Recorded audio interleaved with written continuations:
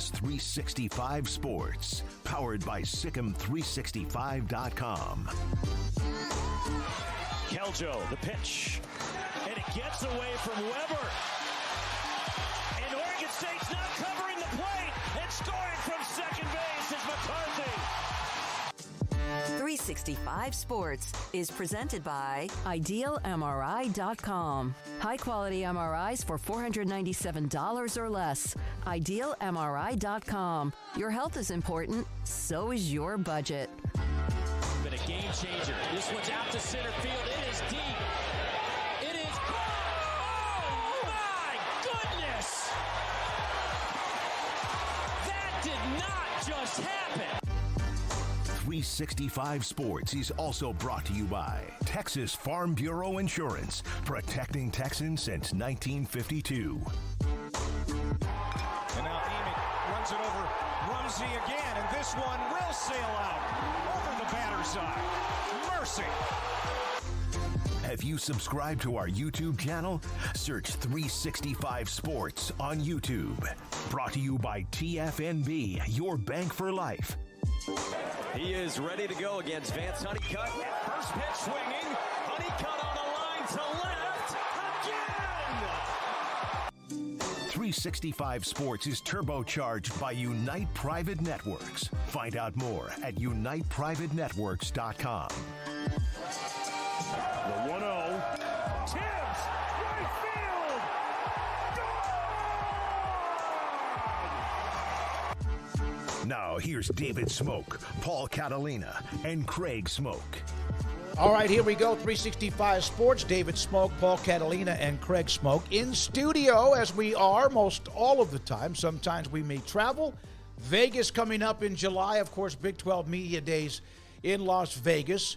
Craig Smoke, Paul Catalina, we're wearing, this is from homage.com. I'm wearing let me see if this will make a difference, a Sean Taylor, who, of course, was an unbelievable talent at the University of Miami, Washington Redskins, and then he was killed when he was shot in the leg and he died. An unbelievable talent, and I have the Sean Taylor T-shirt. Yes, you do, and you can use our promo code 365sports for 15% off your first order total. There are some product exclusions that apply, but so I've got Bo Jackson. He's got ECW. Emery's over there in his Oklahoma City Thunder shirt.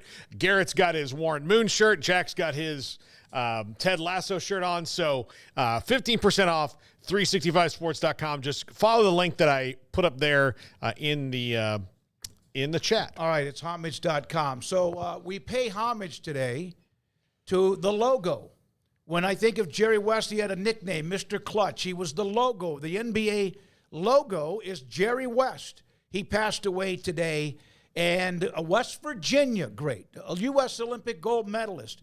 Many time, I think it's 8 or 9 world championships, once as a player with the Lakers, and then, of course, as an executive winning world titles with the Lakers, and also with the Golden State Warriors. He was a part of that run, too, for a little bit. He is among the great names. West Virginia alum. Wanted to give him a little bit of that spotlight we can right now. Yeah, Bill Walton a couple weeks ago and Jerry West yesterday. And, yeah, so that's very tragic. He was very, very influential. He's a 3-time Basketball Hall of Fame inductee as a player, as an executive, and as a contributor to the game, I believe.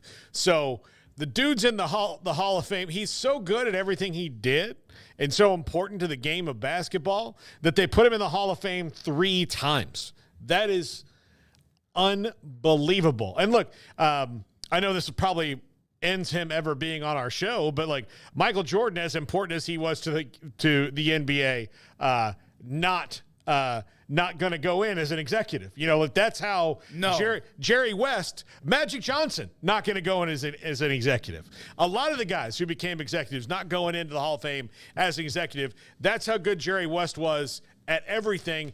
The one thing he wasn't really that great at is he was not the best coach. I mean, he was good at it, but he lacked that like extra thing, but he had such a great basketball mind that nobody could identify talent like he did. And remember, he's also the one who called the Charlotte Hornets, was like, hey, we're going to trade up for Kobe Bryant. And they're like, what are you giving me? And they're like, Vlade Divac. And like, quit drilling, you hit oil. Yep. Yeah.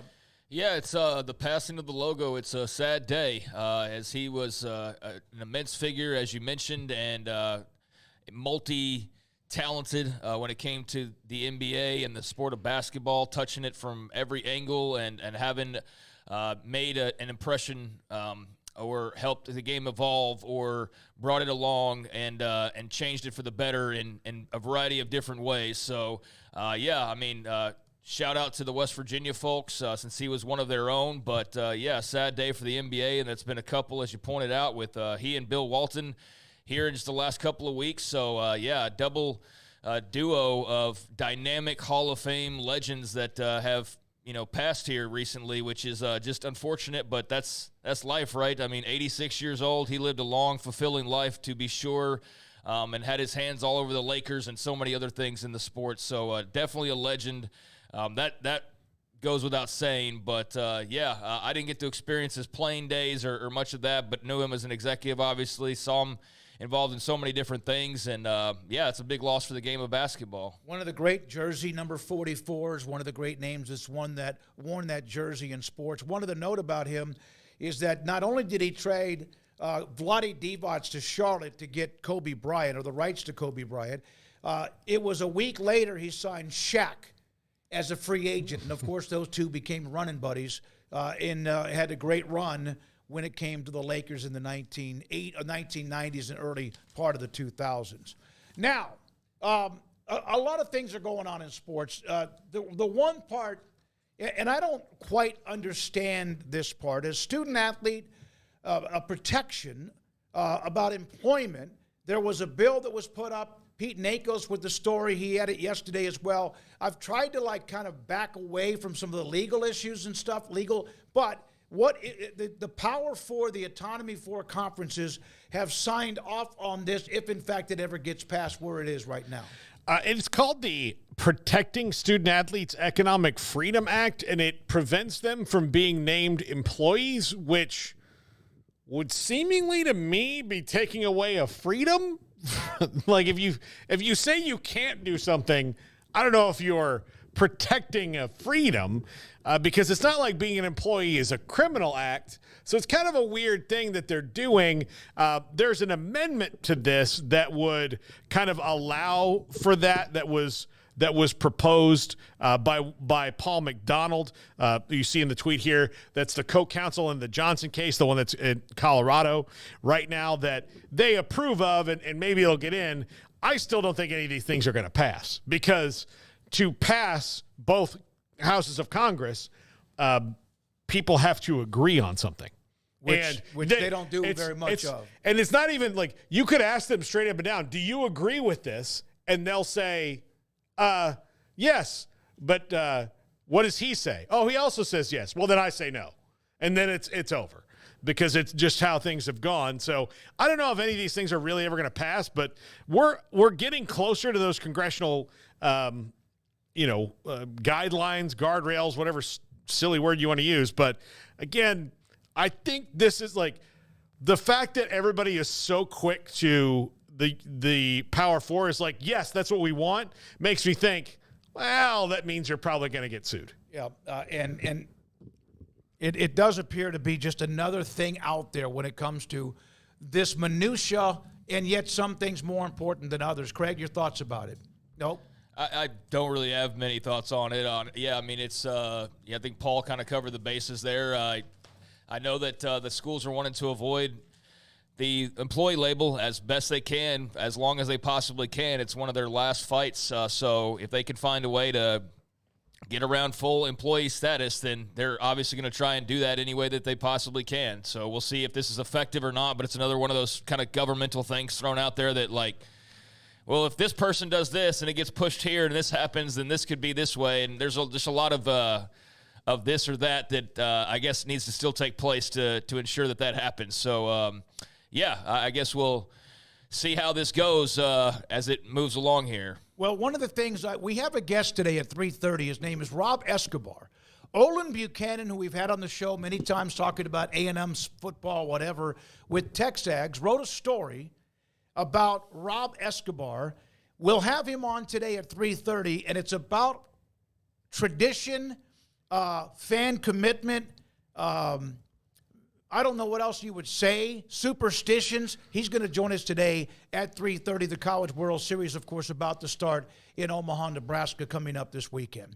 All right, one other note. I woke up to this tweet from, it was the College Football Kings about what ACC has done. And we know they've had a great run. I don't think anybody on this set, Paul's an FSU grad, I don't know if anybody on this set has said that the ACC wasn't successful. What this has come down to is, again, we've said wins and losses did not help keep the Pac-12 together last football season. They were done by then anyway.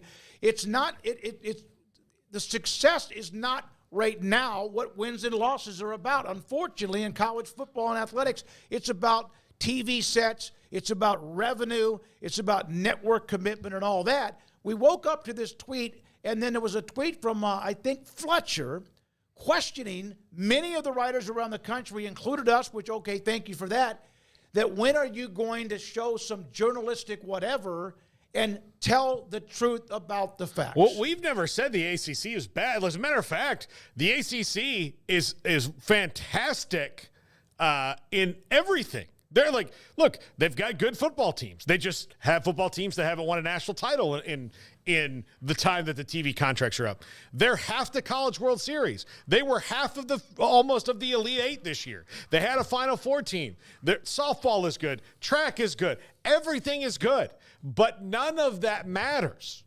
None of it matters. And the football point. Well, it does matter. But I mean. But when it comes to how people are perceiving them or who they are in their future. But none of that matters to the TV networks. None of that. Like, I even saw a thing like, oh, well, volleyball and have bigger rights. They can get that anytime they want. Like, they don't. There's not going to be a negotiating thing. It's not going to be ABC and Fox fighting over, like, who's going to get the volleyball finals. They'll get what they want from that, and they'll get the deal that they want.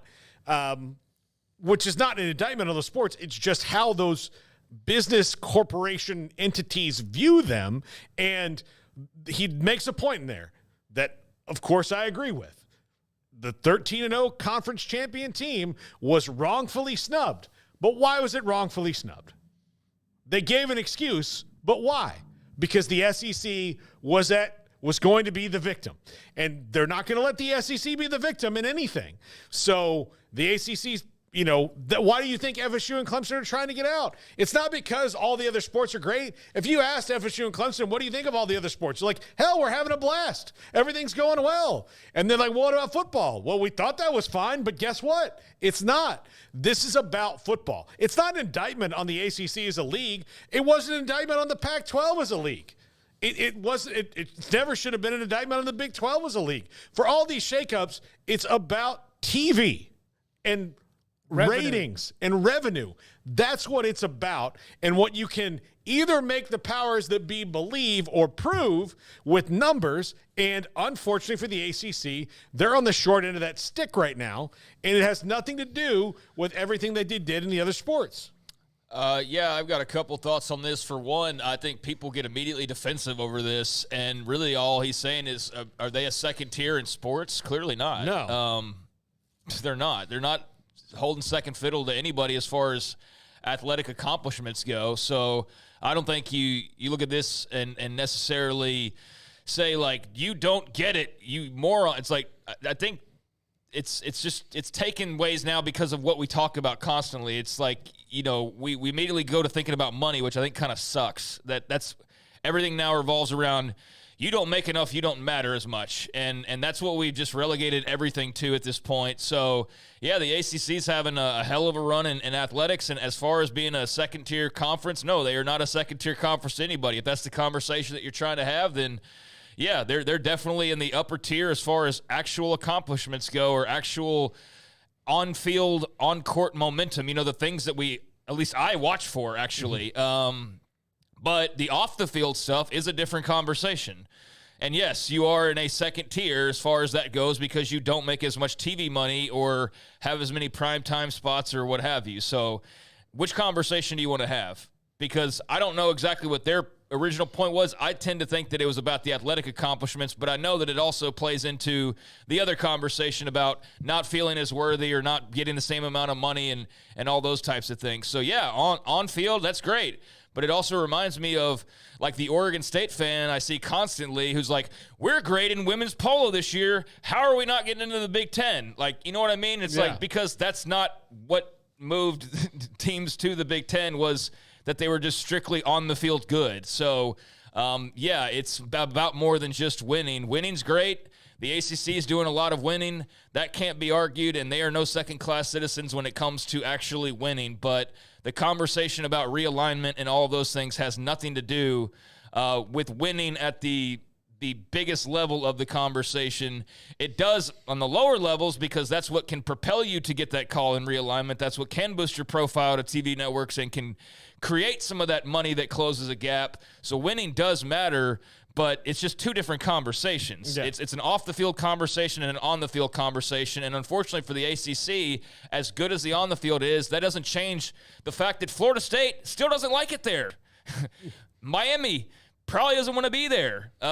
We know North Carolina looking to leave. So Clemson. They're all winning, but do the teams that are a part of that care enough to go yeah, go ACC? No, they're like, how do we get out of this? So that's all the winning's great, but when the teams that are doing a lot of that winning are also trying to sneak out the back, or not even sneak out, they're trying to walk out the front door to your face, then all that winning kind of falls flat, quite frankly. Yeah, the North Carolina, Clemson, Miami, and Florida State. This is not Texas, Oklahoma trying to walk out in the middle of the night. No, they're doing it. They're very obvious what they want. Yeah, they're doing it. They're doing it right. And this is a new phase of this because all the other ones, like Texas and OU, said, well, there's a couple years left on that TV deal. That's not too long. We can figure that out.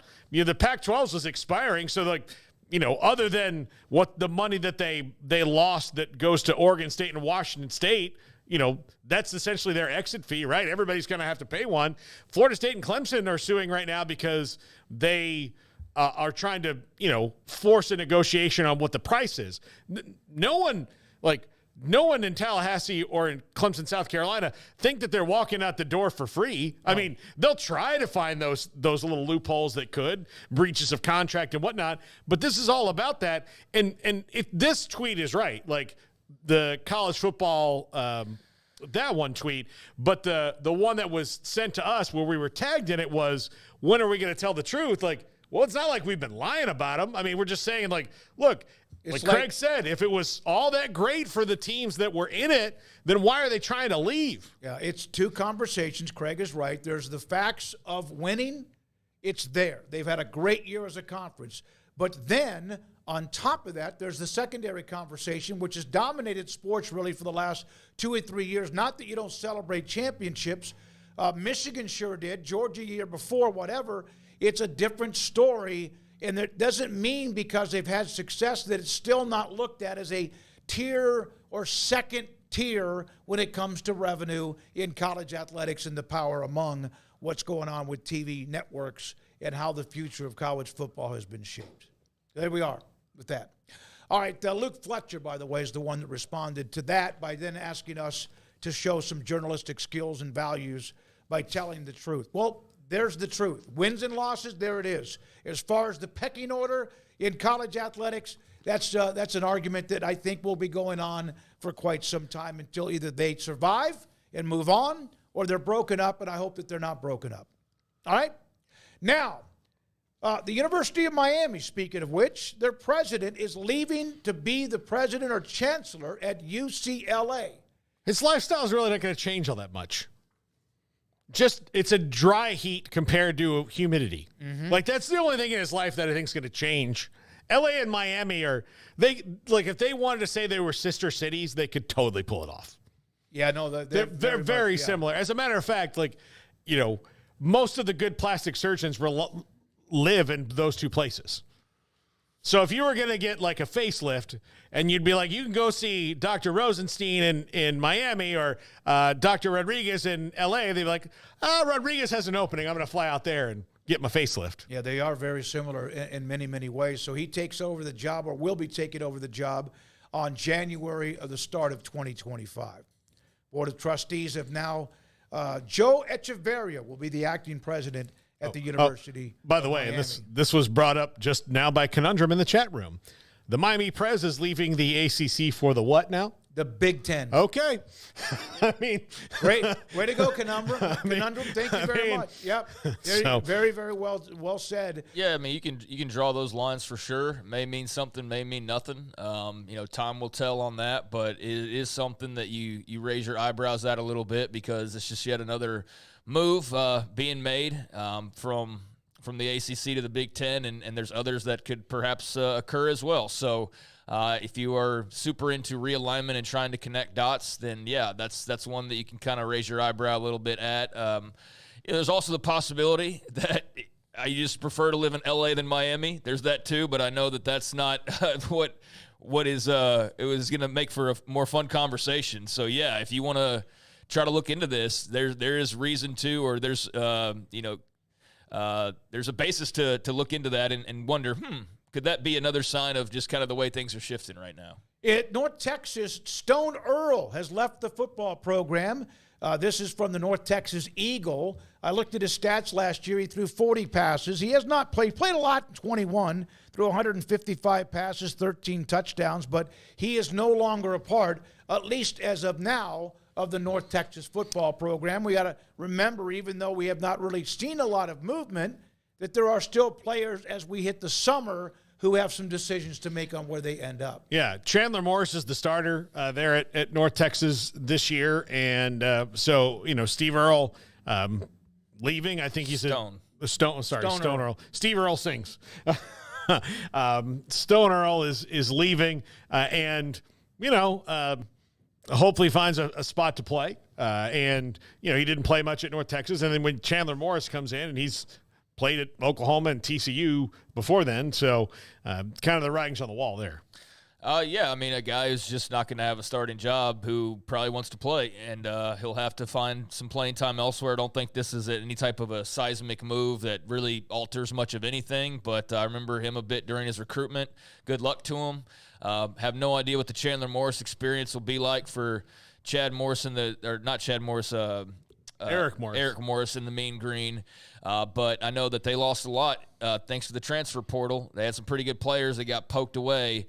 And, they're in a little bit of a transitional period. So a lot of changes going on, and now Chandler Morris hoping to get back to, his better form and not so much what we kind of saw the last few times we saw him at TCU that eventually led to his departure. But, good luck to Stone Earl wherever he lands. And then Paul's got the College World Series odds. Garrett, if you wouldn't mind putting those up. Of course, there are 8 teams. Those are the odds. This is a good group of baseball teams. And there's no fluke here. These are all they have been good pretty much all year long. Handful of them, I think, have been ranked number 1. 2 or 3 or 4 of those programs have been ranked number 1 at one point or another this year. And there you see the college baseball odds. Anything that pops up there that's surprising to you? Well, clearly A&M and Tennessee are your presumptive favorites, given the weird numbers. Like, that's how the betting is going on them, that you're not getting like a 9-2 or a something that's 53-20 or odds like that. So that's how those betting lines are going. I think it's wild that Florida is 14-1, given that this is their 8th or 9th consecutive College World Series. Now, they did not play well the majority of the year and got in kind of on history only and being barely above the water line, but they have good players and they got good in the postseason. So yeah, this is going to be a whale of a College World Series. Beat Clemson to get to where they are now in Omaha. Yeah, absolutely. And Clemson was 5th in the country most of the year. Yeah, that Florida-Clemson game was something else. It really was. That was a fantastic baseball game if you missed out on that. I have a question for Paul. If Florida State and A&M play in the national championship, who are you rooting for? Oh, I'm rooting for Florida State. I don't care. Okay. I think you do care a little bit. It's, it won't hurt as much as it, if Florida State loses to anybody, it's going to hurt. The one it would hurt the least to, I guess, is A&M, because I'd be happy for that part of my family, I think. I don't know. I've never had to make this kind of choice before, but I'll tell you, Florida State all day over everything. Yeah, well, I think that would just be interesting to see, because it's a win-win really for you. But I know that Florida State's been starved for a title in baseball for a very long time. That's been something they just haven't been able to grab onto. So that would be a huge deal for them. I mean, a huge deal for any of these 8 programs. But I really do think with Texas A&M to win I know it's not considered like the major sport, like it's football, it's men's basketball, and then we can have a conversation after that. But it's like top 5 for sure, maybe 3, 4, depending on who you ask.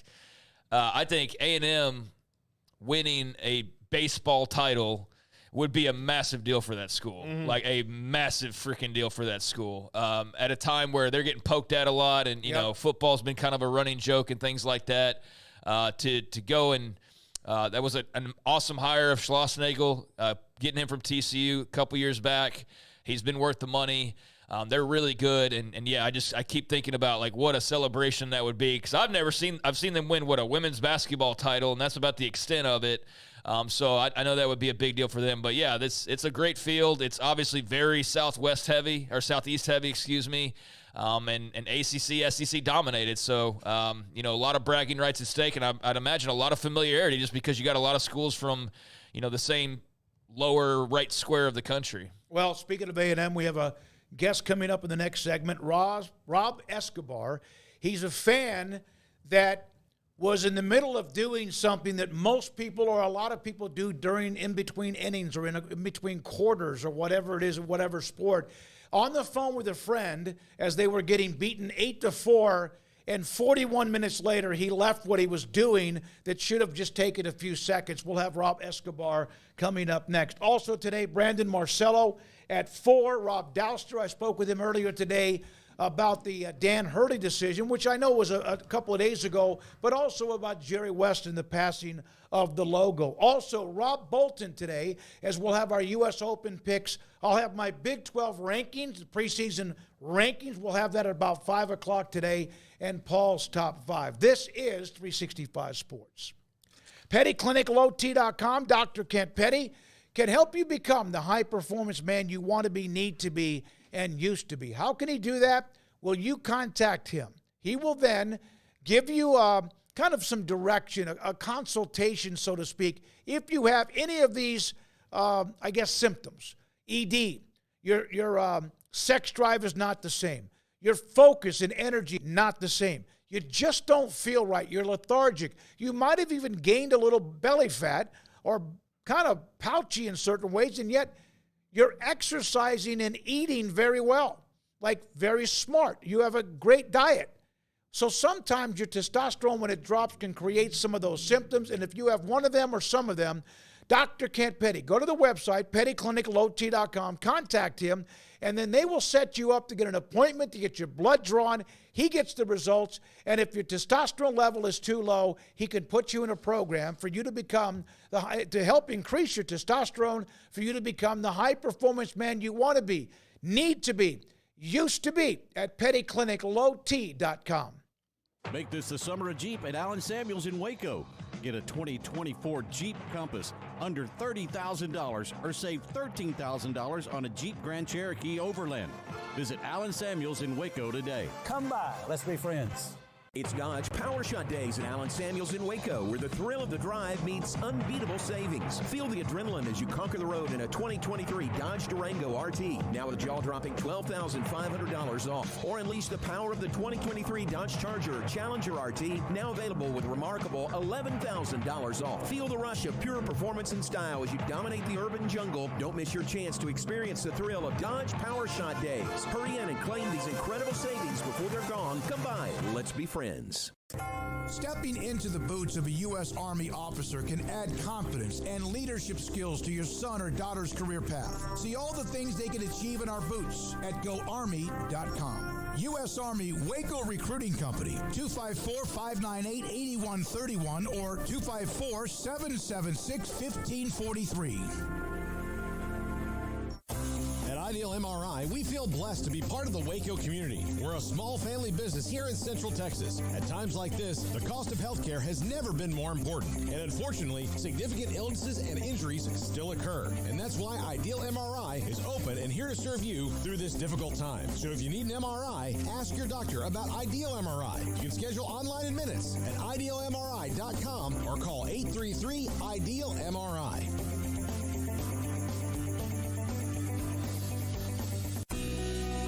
Johnson Realtors guide you seamlessly through the process of buying your dream home or selling your current one, commercial, farm and ranch, or residential. Camille Johnson Realtors can smoothly and successfully lead you through any transaction. With a team of 28 experienced agents who are excited about serving you, Camille Johnson Realtors services the entire greater Waco area. If you're in the market to buy or sell, contact Camille Johnson Realtors, 104 Midway Center in Woodway, or find them online at www.camillejohnson.com. Camille Johnson Realtors, elegant, charming, warm. Welcome home.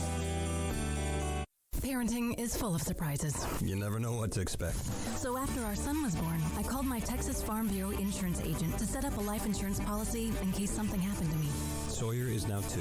And we'll soon have a sister. There's no one else I would trust with protecting my family. Stop by and see our agents at one of our 3 McLennan County locations. Coverage and discounts are subject to qualifications and policy terms and may vary by situation. Baylor alumni are more than 160,000 strong. When we all join hands to support our university, we don't just move the needle, we move mountains. Working together, we create life-changing opportunities for students on the field, in the classroom, in the laboratory, and in life for generations to come. So get connected, get involved. Learn how at baylor.edu/alumni. Let the journey to financial brilliance begin with Genco's limited time offers. Max your earnings with a Kasasa cash account and get paid monthly with a 4.25 APY. That's $425 annually. Then invest in a 13-month share certificate and earn 4.9 APY. That's $529. Earn cash and outshine the rest. At Genco, we offer you the sun and the moon. Kasasa based on average daily balance of $10,000. Certificate based on $10,000 investment. See GencoFCU.org for details. NCUA. This is 365 Sports. The 3 o'clock hour is sponsored by Waco Custom Marketplace. Meats, sweets, Texas treats, and a cut above the rest. 425 Lake Air Drive, Waco. All right, 365 Sports, David Smoke with Paul Catalina and Craig Smoke. We have a bunch in today with Garrett Ross, Jack McKenzie, and also Emery Winter. Please, if you don't mind, hit the like and subscribe button when you have time. We would appreciate that. So this story, A&M had the incredible 9-run inning late in the game, trailing 8-4, and against Oregon. They had one game, one of the best of three on the try to get to Omaha, which they're going to be there because they scored 9 runs. Oregon's pitching fell apart. There was a grand slam from Jeff Kent's son, the former Major League Baseball player, and yet there was a story behind that I had somebody share with me. Olin Buchanan, who's been on our show, writes for Texags, unwritten rules staying on the commode during a 41-minute commotion. Rob Escobar, lifelong Texas A&M fan, joins us on 365 Sports. Rob, how much has your life changed since this story has been told? Well, I haven't. I was surprised when y'all asked me to be here, and that's pretty much the biggest thing that's happened in my life in a while. Well, we're glad you're with us. So let's set the story up. A&M, they fell behind in game 1, came back and won. They fell behind again. It's in between innings. Can you try to share the story with our audience about what happened next? Okay, we were getting frustrated with the game, and then I had to go to the bathroom real bad. So I went and was doing my thing, and my son and I were texting back and forth because he's in Brandon, Mississippi. So when I was there, he started texting me, "Hey, they walked the guy." And then they walked another guy. He says, "Don't leave the bathroom." So I stayed, and so he kept texting me. Okay, the next guy walked. The guy got hit. Yada yada, and that wound up turning into 41 minutes. Pretty much, that's in a nutshell what happened. So, did you just stay the same way that you were, or did you just stay in the bathroom? Did you literally? No, I stayed on the seat. We always change seats. Like if the Aggies are doing bad, we'll change seats. So I was in a seat. So my son was saying, do not move, stay there.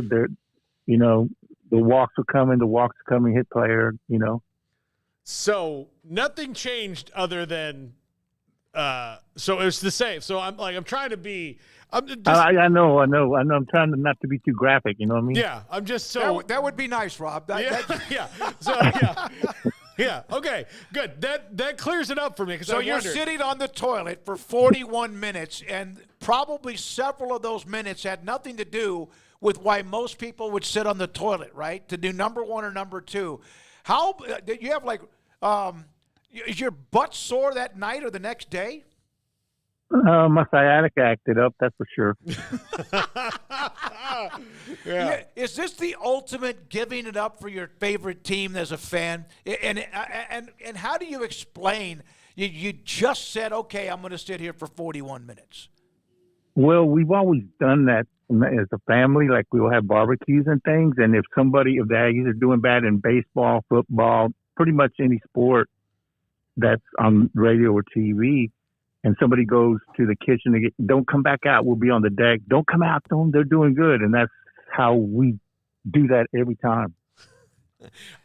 Do you have, outside of this, do you have any statistics on how well it works? Ooh, that's a good question. Probably, I'd say maybe 50-50, possibly around there.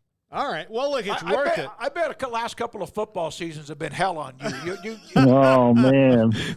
Musical chairs. Musical chairs. Well, a lot of time in the bathroom, too, I'm sure. You get queasy watching the same offense. I'm serious. They need to put something at the baseball stadium, Olsen Field, right? Yeah. They need to have, is it Bluebell Park, too? Bluebell Park. They need to put some kind of statue of a commode somewhere. Oh my God! I mean, have something that is a plaque that's attached to it. I mean, I think you earned that, Rob. If they win, it needs a cushion, though. It needs a cushion because they got it a little rough there for a little while. I'm sure it did. All right, I got to ask you this. And then Rob, by the way, appreciate you even being a part of the show. It's a great story. But I appreciate you asking. Can you try to give us in any way the longest you have ever been on the toilet prior to Sunday night? If I was sick or something. Yeah. But it wasn't 41 minutes, though, right? No. No, sir. I don't time my time. I don't time it when I go there, so I couldn't give you a good answer. Yeah, no one brings a stopwatch into the bathroom. There you go. All right, let's discuss first of all, funny story. I'm glad that Olin shared that with a lot of people on TexAgs.com. I'm just glad this didn't happen with the LSU football game a few years ago. Oh, my gosh. Oh, my gosh. Oh, my God. I'm guessing there were a lot of seat switches in that game. I'm sorry? In that game, the 7 overtime game, you guys probably moved around the living room and the deck and outside and inside quite a bit. I don't even remember. It was crazy. I don't even remember. So I don't recall. It was. Yeah. Let's talk about the game. You and A&M baseball. I know they had the injury, Montgomery, but Kent, of course, is the one that helped. I think he struck out the first time he was up. But later in the game, came up with a monstrous grand slam. This baseball team's been ranked 1, been in the top 5 most of the year. Schlossnagel's done a great job coming in from TCU, which is what he was hired to do and paid to do. What are your thoughts just about this team and what kind of run they've made to get to Omaha? Well, they start off hot. Well, I mean, they lost to Florida the first series as far as in conference games, but they won all their home games that were not SEC games. So they're I watch them a lot on TV, and I don't know, they just have something about them that clicks, and they've been doing everything pretty much the way we hoped, and we were shooting for College World Series, and we're here. So I just hope that I don't have to stay in there that long. We'll see. What the worst problem was, I didn't get to see any of it live. No. That was the hardest part. Did you go back and watch highlights? Yeah, but it's not the same, No. Watching it, while it's actually happening. Oh, especially the painful part of the fact that you had walks. Oh, my. 4 walks and a hit by pitch. Yeah. So if it would have just been like a single, a couple of pitches into each one of those at-bats, but I don't know how many pitches were thrown that inning, but it had to be just 3 or 4 dozen of them. Yeah, plus they changed pitchers too. So how many people know your story? I have just my family, just nobody, just my son and I, Eric. Eric was the one, my youngest son is the one that made me stay there. How did Olin Buchanan find out about your story? I called him, and I left a message for him to call me, and I couldn't say it on TexAgs on the radio station because it was too long a story. So I thought I'd tell him, but I didn't know he was going to do this. I had no idea. You didn't know he was going to write about what happened? Not till the end. Oh, okay. Not till the end. And then he goes, he's going to ask Lucci if he could, post it. And I guess he did because it was posted. Yeah, no. But I had no idea.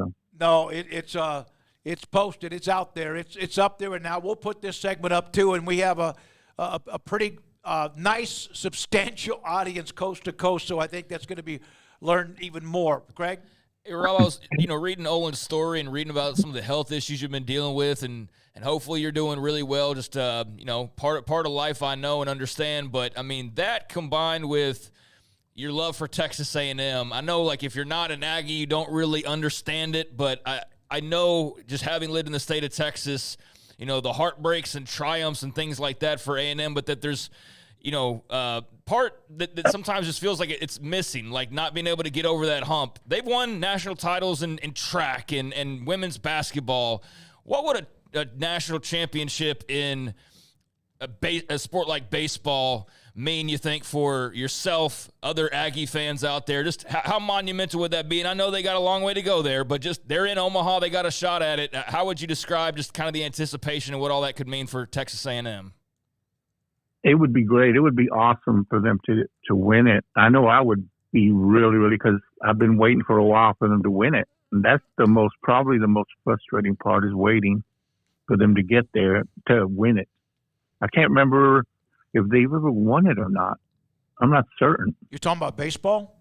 Yes, sir. I'm sorry, baseball. I don't have the history in front of me, but I don't believe so. And I know A&M fans will let us know if we're wrong. But, they've tempted you, though, haven't they? Oh, yes, sir. They have. Where will you be? Where will you be when they play their first round? It's a bracket. I know it's kind of in pods. Where will you be when they play this weekend? What are you going to be doing? I'm going to be at my nephew's house. We usually barbecue or have some kind of food, and I'll be there watching the game with my brothers and my nephews. Well, I hope you enjoy it, and I hope you don't have to go into the restroom for that long, because that means they're losing, right? Come on. Oh, my God. Hey. Might have to go to the store to get a cushion. Yeah, no, go do anything but that. Don't go in there, because you never know. Because they, hopefully for them, and if you're an A&M fan, you hope that they are not having to come from 8-4 down. But that was game 2. They still would have played Monday had they not come back. But they are explosive, no doubt. Pitching staff's pretty deep, too. Thanks for your time, Rob. Congratulations on the trophy or the memorial or the statue, whatever it might be, at Olsen Field, Bluebell Park. It's funny. We got people in the chat room that watch us when we're doing the show that are like, it's a typical A&M fan to resort to that, like that's going to make a difference. It worked. Traditions matter at Texas A&M. Yeah. So. Oh, for sure. Yeah. For sure. Oh, my goodness. Yeah. Rob, thank you, buddy. Appreciate your time. All right. What a story. Good luck going into the weekend, also for the next few days in Omaha. I appreciate it. Thank you. Rob Escobar, 41 minutes, boys. Never made it that long, I can tell you. But, maybe in and out, if you combine it, straight through. I don't think I could. That's commitment. Would you do that? The people have superstitions. I've done that. I've done it. I'm not very good at it. Obviously, for the last 10 or 15 years watching Nebraska football, it sure hadn't helped.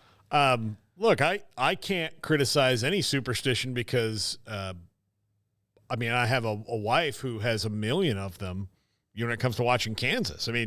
If it goes bad, I'm just talking like a 4-0 run from the other team. She might turn it off. a made 3 and 2 foul shots. I can't see this. And if if they do better while the game is off the television, it's not on. She's going to watch. That's a really stressful way to watch basketball. If all it takes is like a 4-point run to suddenly take a timeout. But, hey, to each their own. I don't do the superstition thing anymore because it just drove me batty doing it. I just find myself sitting in the same position, like on a toilet or something for God knows how long and just going, what am I doing? I have no effect on the game whatsoever. There's a billion people in this world. If I have that kind of control, then I need to spend that energy on something other than whether my team wins. Yeah. If I can influence the entire outcome of a college football game based on where I'm sitting right now, then I need to find a way to grab that energy and direct it into something much more meaningful if I have that kind of superpower, right? Yeah. And that's basically what I told myself. I have, my mother's very superstitious watching games. We'll have her fingers crossed and her leg, situated a certain way and can't move it, or has to if she has to get up, goes back to exactly the way she was sitting. And then I admire that. And I love it. And I know a lot of people who have their various other superstitions, but for me personally, I just had to go I can't do this to myself anymore. I have to be able to just sit and watch a game and feel like I can go to the refrigerator anytime I want to, and it's not going to cost my team a touchdown. You know what I mean? Mm-hmm. So that's eventually where I landed, but I totally get it, and I was like that for a really, really long time up until probably a couple years ago. All right, Craig, your uncle and his wife, Marianne, both watching us today on 365 Sports. Craig looks buff. Smokey, love the blue shirt. Thank you. Good to hear from Philip and Marianne. It was great to see you last week in Florida. So thank you for watching us on 365 Sports. All right, coming up, 347. Tim Brando, by the way, text me. He is in for tomorrow night. We'll have him around 5 o'clock tomorrow on the show. Kansas State football coach Chris Kleiman will be on the show tomorrow, among others as well. This is 365 Sports. Ideal MRI in the Central Texas marketplace, where an MRI will cost you only $497 or less every time. It's not going to be more. The average MRI is around $1,100, and it rises, of course, as health insurance costs seem to go up constantly. $497 or less at Ideal MRI. Rob Maxey, Dr. Maxey, and his partners have put together an amazing business. State-of-the-art technology, state-of-the-art imaging machine. I've been in it 3 times. Many people have, and there have been, I would think, in fact, all 3 times I've been there, I've received my MRI, or at least I've had a portal or at least a call, even from Dr. Maxey, to tell me what he saw when it comes to my lower back or my abdomen or wherever they have been getting an image when it comes to my body. You know, you hear about like torn ACLs or rotator cuff or pinched nerves or something that's going on with your back. Whatever it hurts so much, they have state-of-the-art imaging techs and specialists that are fantastic, and $497 or less every single time. Located in the Central Texas marketplace just off I-35 in Waco at idealmri.com. With so many companies and policies out there, it gets so confusing shopping for insurance, and I never know if I'm getting the policy that's right for me. Luckily, I met the team at the Niche Group Insurance Agency. With the Niche Group, you can go to one company and get access to coverage options from many insurance carriers, and you get to speak to a real person about your specific coverage needs. With the Niche Group, I know I'm getting the right coverage at the right price. If you need insurance, talk to the experts at the Niche Group at 1-800-258-8302. Don Humidor, your home with a 48-foot walk-in humidor with the elite cigar brands from around the world, including the #1 cigar of the year, Aging Room Cuatro Nicaragua. Plus, they have the great brands like Macanudo and Arturo Fuente, Rocky Patel, Aston, and so much more. CBD, great for sore muscles, aches and pains, sleep, Vita Dreams, and anxiety, mild depression, general health and wellness. Their staff very knowledgeable on the subject. If anyone is curious about CBD, ask Carol and Ashley. Don Humidor in the Townwest Shopping Center off Valley Mills in Waco. Baylor Scott & White Southwest Sports Medicine and Orthopedics, the team physicians for Baylor Athletics, diagnosing and treating all sports-related injuries, including concussions. These specialists also provide orthopedic services for athletes and non-athletes alike, whether it's knee or shoulder pain, a wrist injury, orthopedic spine care, and even an arthritis and total joint clinic. Trust the doctors Baylor Athletics trust. Baylor Scott & White Southwest Sports Medicine and Orthopedics wants to get you back in the game.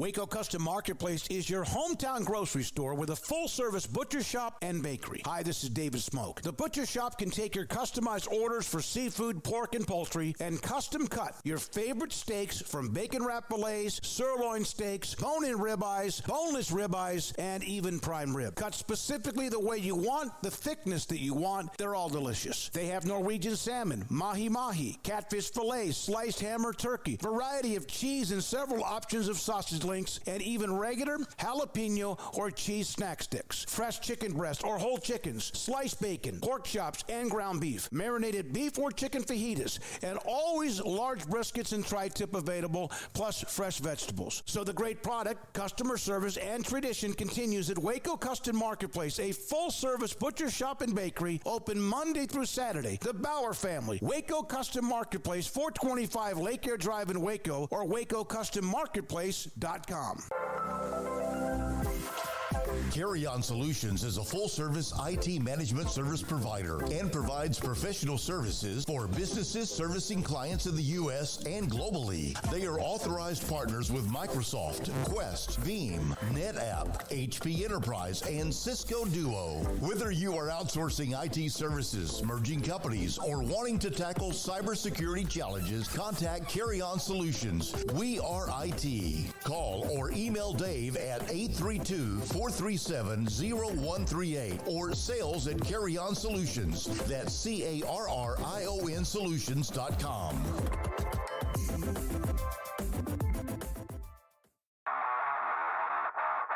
This is 365 Sports, powered by Sikkim365.com. Enjoying the show? Hit the like button and subscribe. All right, here we go. 365 Sports. Brandon Marcello, 247 Sports will join us momentarily. The NBA draft is not far away. Baylor's Jacoby Walter was here for 1 year. He will be in the draft green room. Those are players that are expected to go very high. He's one of them. There's players from all over the country. They released part of that today, or I guess last night, but also another part of the invitation to the green room will be put out sometime before the draft. There'll be one more list coming out. I think he can make a pretty quick impact in the NBA the way he scores and the way he can score in bunches. He's a tough player, fought through some banged-up injuries last year, but really special talent.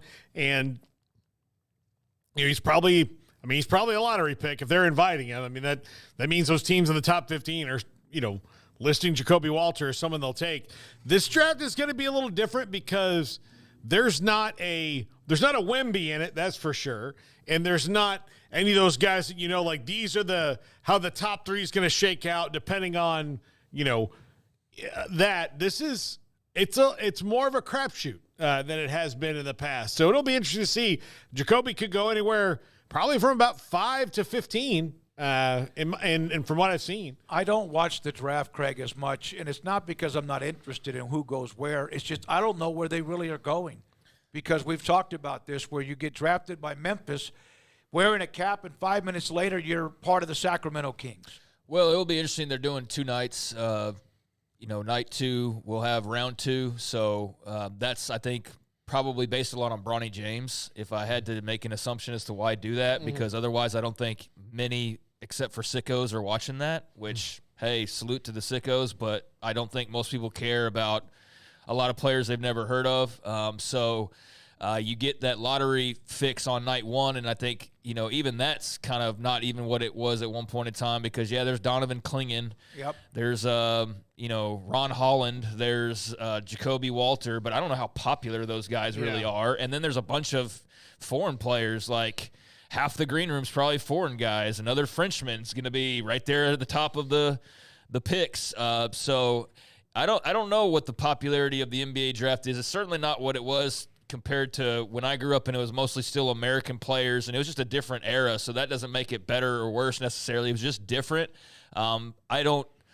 I think the Bronny thing has to be why there's 2 nights, because I just don't think that there's interest, even for diehards, in what happens in the second round, because a lot of those guys don't even make the team.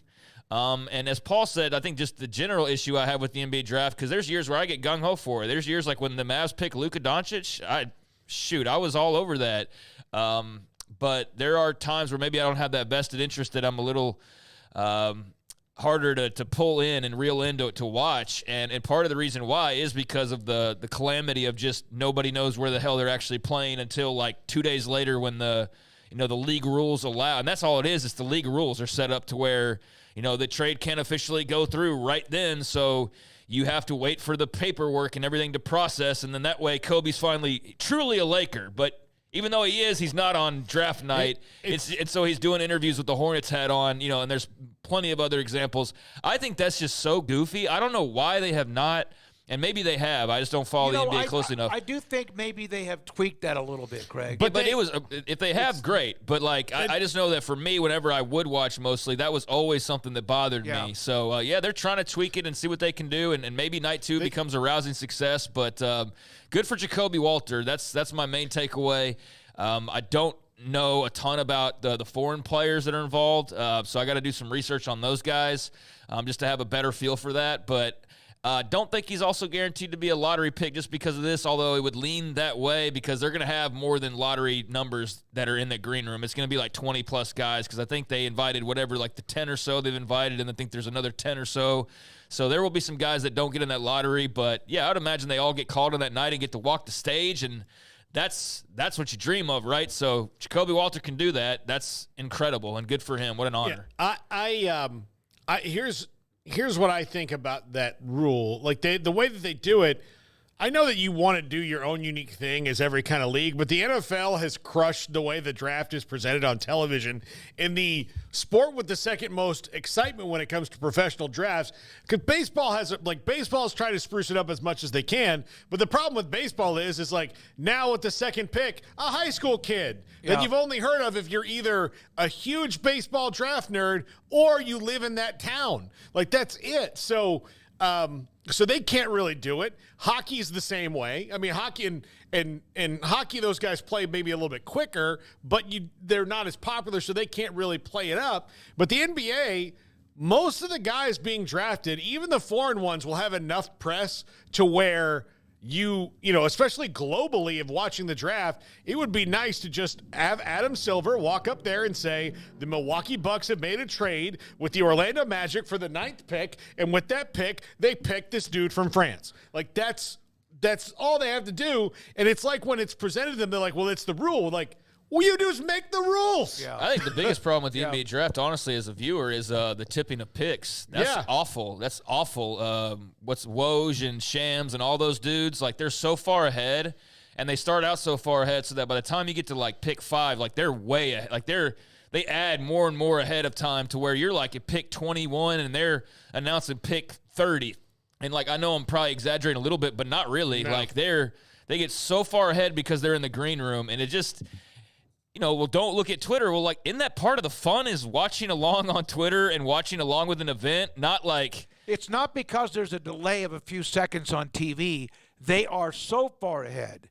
No, it's not. It has nothing to do with the TV broadcast. It's that the reporters are there, and they're saying it before the commissioner even gets anywhere close to the stage. We already are 2 picks ahead of where he's actually announcing because – the teams are turning in their cards, and those guys know who it is. So, yeah, like we see on TV, Adam Silver's announcing pick 27. I already know who got picked at 30. Right. And I just think that makes for a bad TV product. And so, yeah, I could stay off social media, but like I said, part of the fun of watching an event like that, that's what Twitter's for, is to watch alongside an event and have those live reactions, not – I need to, get everything spoiled so that I can be on time with, you know what I mean? Like, I just feel like that takes away. I don't know how you fix that either, though. I don't know if you can. You're not going to be able, like we were at the draft in New York when RG3 was picked, and we were ahead of the curve, and people were, like, upset with us. We forgot about the delay. We got to do our jobs. So that's another story. Brandon Marcello, 247 Sports with us. Craig Smoke, Paul Catalina, and I'm David Smoke. Brandon, I saw the story. Normally, when a president leaves one school to the next, it's not even on my radar. But I noticed that you responded to the Miami president going to UCLA, and you said UCLA gets a football guy, one might say. Your thoughts about what that move means? Yeah, obviously it's not all driven by football, but, big reason why Mario Cristobal left Oregon a few years ago for Miami, the pool of his alma mater, was because there was some alignment there at Miami finally from the top down when it came to football and some of the money issues that they were having. Now, not to say that's the case at UCLA. There's a lot of things they've got to get through there, of course, and as they're moving to the Big Ten. But they've got someone in place who really, really cares about athletics, and it'll be interesting to see how that fits in there in Westwood. Brandon, you wrote about the transfer portal ratings this week. That had to be, before we even get into it, a very, very large undertaking. How long did it take to go through for just the P4 teams and do those ratings, rank those transfers? I know you have a lot of data at 24/7 at your fingertips, but even still. Yeah, it's about 12 to 16 hours for each conference. Not too bad of a haul to look at, but still pretty daunting. But the thing is that the common theme I saw through all the Power 4 conferences is that it's really hard to not actually upgrade your roster through the transfer portal these days if you're a Power program. And why is that? Because for the most part, these Power programs, when they lose players to the portal, it's usually a vast majority of backups and depth pieces. They're not starters for the most part. But the players they're bringing in are the caliber of which that will be starters or top-tier players down the line for them. And so it's not all that uncommon. When I looked at this, I compared the average player rating of the people leaving those teams to the average rating of the players coming in. And the net rating was a gain on the plus side for the majority of those teams. Only on average was it between 1 to 2 teams per conference that were in the negative. And for the most part, a lot of teams are up a full point in most of these conferences. So on paper, most power teams get better in the portal. They don't get worse, despite, I think, a lot of people's frustrations and fears out there in this day and age. Brandon, I'm sure you guys have had lots of conversations just about the portal's effect and articles and everything written about that, but kind of the trend, I guess, of like a year or two ago of high school recruiting becoming less important than it was at one point in time. I know that's a concern for high school coaches, prospects, and just the whole ecosystem. Do you feel like it's still trending largely in that direction, or do you think maybe we found more of a middle ground? No, I think it's still trending that direction, and I think what will be interesting is to see is this we end up going to these 3 signing days, how much that will maybe swing the pendulum maybe a little bit more toward the middle. That'll affect in a positive nature for high school athletes being able to sign, and kind of for coaches get that out of the way before the summer months, or I should say the end of the summer. But again, a lot of these coaches, you know, they might not like the portal, but they also realize that for me to keep my job and for me to have an overnight success, I've got to utilize the portal and utilize it often. And you see varied approaches with the portal. You see a lot of programs really go hard at it. You see a lot of programs going about like 20 newcomers to 15 newcomers through the portal every year. Then, like, for example, in the Big 12, you got programs like Oklahoma State or Utah, of course, where they just kind of go in and complement their programs, maybe get 10 to 12 guys, and that's it. And why is that? Because they like to have consistency year over year through high school recruiting, and they like to develop those guys. The other common theme among those programs, including Clemson, which is the only power conference team, or for that matter, any conference team that's outside the service academies to not take a transfer this year, the common theme there is that those are head coaches who have been there for a longer time and have a proven track record that, hey, if I have an off year this year on the field, I have the track record of developing players through my program that we're going to be just fine another year or two. Whereas a lot of these other coaches in these day and age, they don't get that benefit of the doubt so much from administrators anymore.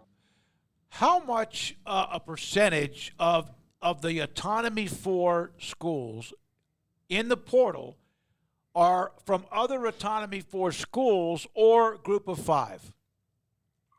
I don't have the exact percentages there, but I would say it's probably about 50 to 60%. If you look up and down the top tier power conference programs, they're getting other power conference players into their program to be starters.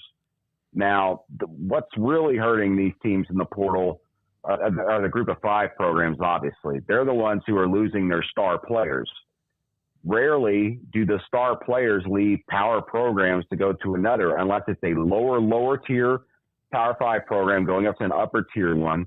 Or, for example, as we saw this past offseason at Alabama, you have an absolute legendary coach or a top-tier coach leave your school after a successful year or run, and you're left there kind of holding the bag as a player going, well, I came here for this coach and to win these championships, and I don't feel as positive I can do that right now. Alabama is the only program in the SEC that had a negative net rating among transfer portal. In fact, it's incredible. They had 40 departures in the portal, and the average rating was 90.55, I believe, which is astronomical. Compare that to, so for a random team, I'll just pull out of the Big 12 right now, compare that to Oklahoma State, which they only lost 11 guys, and their average rating was 85.7. And those 5 points, it's a really big difference. You're talking about, if you want to go into the school thinking, that's like a letter grade in a lot of ways. And it certainly shows up for Alabama. When you look up and down that roster, the amount of players, obviously they lost, but the quality of players as well. Brandon, you mentioned Clemson there, and I think an interesting comparison would be to, old grizzled guys like Kyle Whittingham or middle-aged grizzled guys like Mike Gundy. Why is Dabo? I mean, again, he could get by with 7 transfers, honestly, most years, because he's still one of the best at recruiting high school talent in the country. Do you think he's just dug in at this point? I think so. I really thought these last 2 years he was going to go out and get one. In fact, we were hearing conversations last year at this time that they were kind of changing their tune a little bit, and it never happened, really. I mean, the only transfers they've brought in over the last 4 to 5 years are walk-on quality players, and one of those players was a former backup quarterback at Clemson who went to Northwestern and then transferred back as a walk-on. So it's got to be frustrating, obviously, for Clemson fans, because the last 3 years, the thing that's been holding them back is not quarterback play. I don't care what people say and everything they've said about DJ Uiagalelei and Cade Klubnik. The issues there have been at receiver. They have not had game-breaking speed or a game-breaking receiver there in several years to stretch the field. And they could have fixed that easily in the portal. They could have went out and gotten easily a handful of guys that have been blue-chip quality. Why is that? Well, number one, it's Clemson. And number two, look at the stellar line of receivers that have come through there over the last 10 years. That is something they could sell to guys to come into the transfer portal. And they just haven't done it. They rely on high school guys, developing them and keeping them there. And it's just, it's very difficult in this day and age to get by year after year after year where one position isn't developing quite like it used to for you. And you just kind of feel like it's going to happen again. And for Clemson, that's kind of what's held them back the last few years. I know it's a process and it's an inexact science as well, but Brandon, how do you feel like the industry's kind of come along in 247 Sports in terms of really being able to determine how quality transfers are compared to, I feel like in year one, everybody's kind of getting used to it. So it's like, all right, this many in, this many out, like subtract it or whatever, and you come up with something. But it feels like, 2-3 years in now that, like, for example, your article, the net gain and things like that, we're starting to be able to kind of piece together a clear picture of what exactly it means and not just, hey, you brought in a lot, that automatically means something good. Yeah, I think there still needs to be tweaking there. I'm not involved really at all with the process of evaluating players. I'm the furthest thing you could say from being an evaluator. But I trust the guys we've got in doing so. We've been, the most accurate, base out there in the high school space for a while. I do think in the portal space, when these guys enter the portal, they got to go in and kind of reanalyze these players on the fly and then grade them again once they enter the portal. So they have a different grade from their high school grade. And it's a difficult task. But I do think, when I look at things with my net rating, you're seeing a lot of teams out there. So I mentioned Alabama earlier. They lost 40 guys. They only added 15. And so you just take the average player rating and you subtract or add it or whatever. And that's one way to put the number out. But you also have to take into the consideration the quantity of the players there. And that doesn't really necessarily go into what I've got because I don't have a formula of any sort. I don't have a math degree of some sort, advanced mathematician there. Same. To figure that out. But it's a difficult prospect, but this is just another kind of thing to add to the mix to kind of evaluate everything. Because I do think that when it comes to the portal, much like you see when we reevaluate high school recruits, because at 24/7 Sports, when they evaluate players, they're kind of giving them grades based off of what they expect them to be going into their future of being NFL quality players, right? Mm-hmm. And then we go back 4, 5, 6 years down the line and we see how accurate we were. And the high school evaluations are stellar for 24/7 Sports. Just go back and look. But this portal era, it's going to be interesting to watch everything over these next few years and see how everything did, because it's a much different process than having to evaluate guys on the fly as soon as they enter the portal over, a couple of years of playing time where they might not have a lot of film out there on them. Brandon, you did everybody, the power conferences. Any kind of overall summary in a way of a tiers of who did better or a couple that did not do well in the Big 12? It's almost you almost confirmed your own like projections out there. The schools with those longer tenure coaches had the better net rating. BYU actually was number one, but they didn't have necessarily like highly rated players coming in. It's just that they lost a lot of backups and they replaced them with a lot of starter type players. Utah was number two. Number three was Kansas, which isn't too surprising to me considering the coaching there and how they develop guys from high school on up. What was kind of a bit surprising to me was Cincinnati and seeing how high they were, because they had 33 guys leave this offseason, and then they brought in 25. It's very difficult when you have that much turnover, 58 guys total, to have a positive net rating, let alone one that's over 1.5. You guys just need to go check out the article to kind of see what I mean, I guess, to kind of understand the context of why that's such a big deal. Nationally, I'll tell you this. Go look at those Big Ten ratings. The Big Ten, we already knew this, guys, was going to be it's going to be the number one conference in America this year, I think. You go look at the way those rosters upgraded. We're talking about an Ohio State program, which we knew was just absolutely killing it in the transfer portal. But they're by far number one in the nation in net rating gain of over 5 points in improvement in the net rating. Absolutely incredible stuff. Oregon, not too far behind them as well. The Big Ten, some of the big gains they made in the transfer portal this year, you're going to see that on the field this season. They are, I think, by far going to be proven to be that top half of that conference is going to be better than any top half of any conference in the land this season. One of the teams in the top five for the Big Ten is Iowa. Hell, Purdue's number two, Purdue, brother. Yeah, I know, but Boilermakers. Yeah, Iowa. You want to talk about old coach? He was there without face masks in Kirk Ferentz. So, and they needed a lot of help on offense in particular. So if we see an Iowa team now that scores a few points, that's going to be pretty salty. Well, I thought they were going to do that last year, to be quite honest. Yeah. When they were changing things and they didn't do it. Their philosophy is their philosophy. I don't think they'll change much, but you say, Kirk's been around for a long time. He knows winning football. He knows what to get out of his roster. I just don't think that means they're necessarily going to change things offensively. But you look up and down that Big Ten list, you mentioned it. Iowa at plus 3.57, which would have been like number one in a lot of conferences, is number 4 in the Big Ten. I mean, Nebraska was nearly up 4 points. And as I mentioned, you got Ohio State at 5.62 points in improvement in the roster. I mean, we all knew that Ohio State was going all in this year. I mean, you go out and get Chip Kelly as your OC and all the incredible transfers they've got and the talent that's already on that roster. Man, they have built themselves up to if anything less than an appearance in the national championship game is going to be a disappointment for Ohio State fans.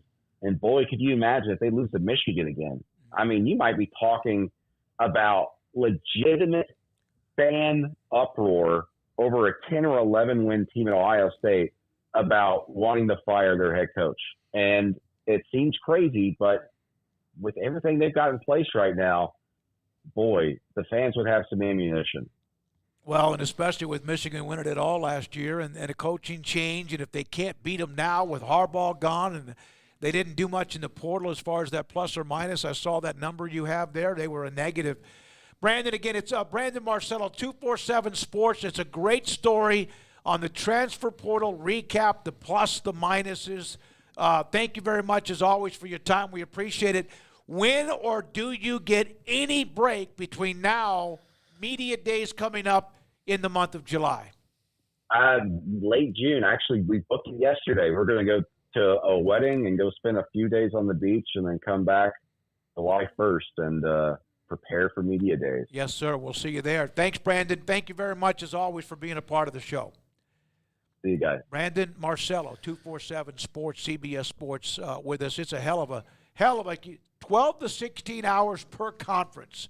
So that's basically almost a couple of days for each one to get that information, 8 to 12, 16 hours in a day. Yeah, I mean, if you got 20-something players or on average 15 to 30 players from a school, there's 16, 18 schools in a conference now. I don't think that is hard to picture. You spend like an hour on a team, give or take, and, yeah, that's going to take up a good bit of time when you're rolling through like we were trying to do with the Big 12 power rankings. It's like you get like 20 minutes in, you're like, we still have 8 teams left. Like, dear God, you know? But I do think this is a fun way to look at it, because when you just look at like the spreadsheet or the rankings, it just says like this many in, this many out, here's the average star, you know, here's their ranking.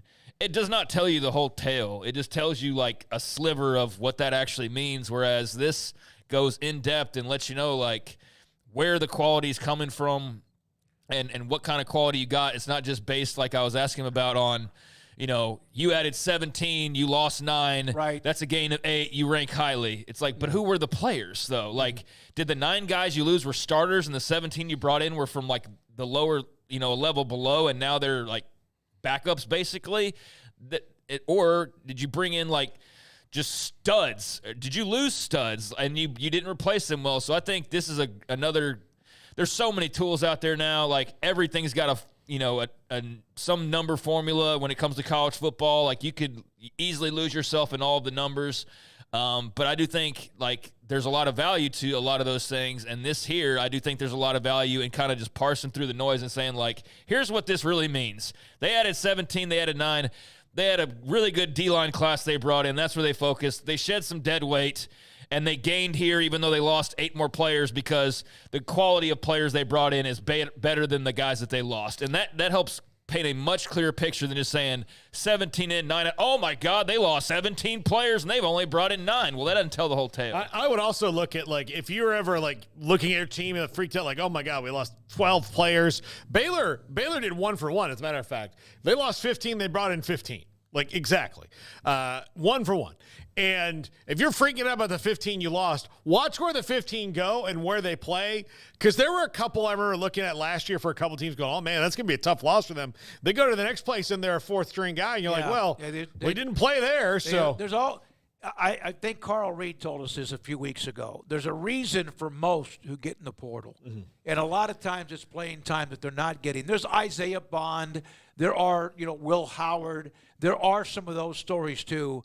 But there's a reason why the people enter the portal. Sometimes it's a star-type player. I would say probably 3/4 of the time they're not. It's worthwhile to take a look at. I think he did a good job. I mean, BYU had the top net gain, which they would not have been predicted to have been that team at the top of the rankings. Yeah, no, I tell you what, I did not expect that. No. When he said that, I'm like, and I did not read the article on purpose first. I just knew what it was about. Dissected what he was doing, and then to sit there and you don't think about Kalani Sitake and BYU. A lot of people have them at the very bottom 2 or 3 teams in the Big 12 entering 2024. Whether or not what they did, comings and goings, is enough to help them win, that, of course, is why they play the games this fall. This is 365 Sports. Waco Custom Marketplace. It's Father's Day weekend. Prime brisket at $4.70 a pound. Tri-tip $4.75 a pound. Also whole chickens $1.40 a pound. Bone-in pork butt for $1.70 a pound. 10% off all fresh shrimp and 10% off all charcoal and pellet fuel. Pellets, for what you do if you use that for your smoker and or with your grill. $3.75 a pound when it comes to 30-pound sacks of live crawfish. That is still in season for any kind of crawfish boil. The other day I saw Ross Dellinger put out a picture of this massive crawfish boil that he was at down in New Orleans and enjoying that. That is still in season. The corn, the potatoes, the seasoning, the crawfish boil, what you need, they have. Waco Custom Marketplace, 425 Lake Air Drive. Perfect time for Father's Day. Cars priced right, day and night. Average your car in Texas. Trucks built for you, red, white, and blue. Average your car in Texas. Cars that zoom with lots of room. Average your car in Texas. Count on us, a dealer to trust. Average your car in Waco, Texas.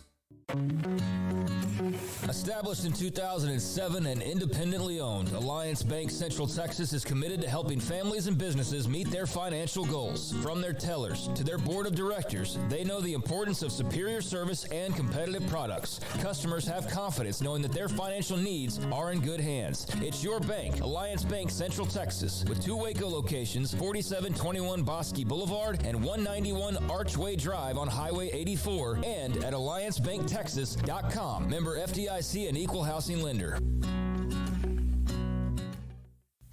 Developed by Startup Waco, a nonprofit organization, GXG is a program designed to support the entrepreneurial development of Baylor University student athletes through NIL activations. The program helps student athletes maximize their platforms and offers a comprehensive support system for them to create and grow new businesses that not only benefit themselves, but also uplift the local economy. Fans who wish to support student athletes can donate to GXG via the GXG NIL Fund, BaylorBears.com/GXG. Contributions to support NIL activations through GXG can be made at BaylorBears.com/GXG.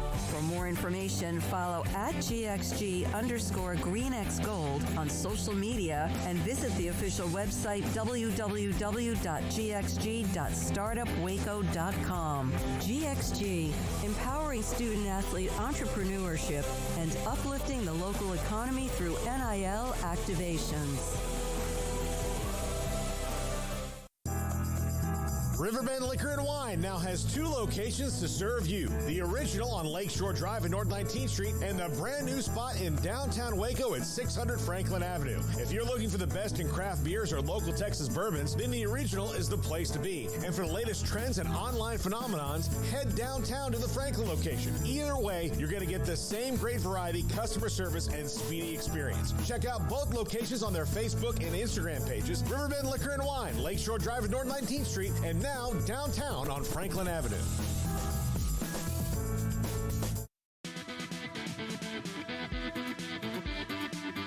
This is 365 Sports, powered by Sikkim365.com.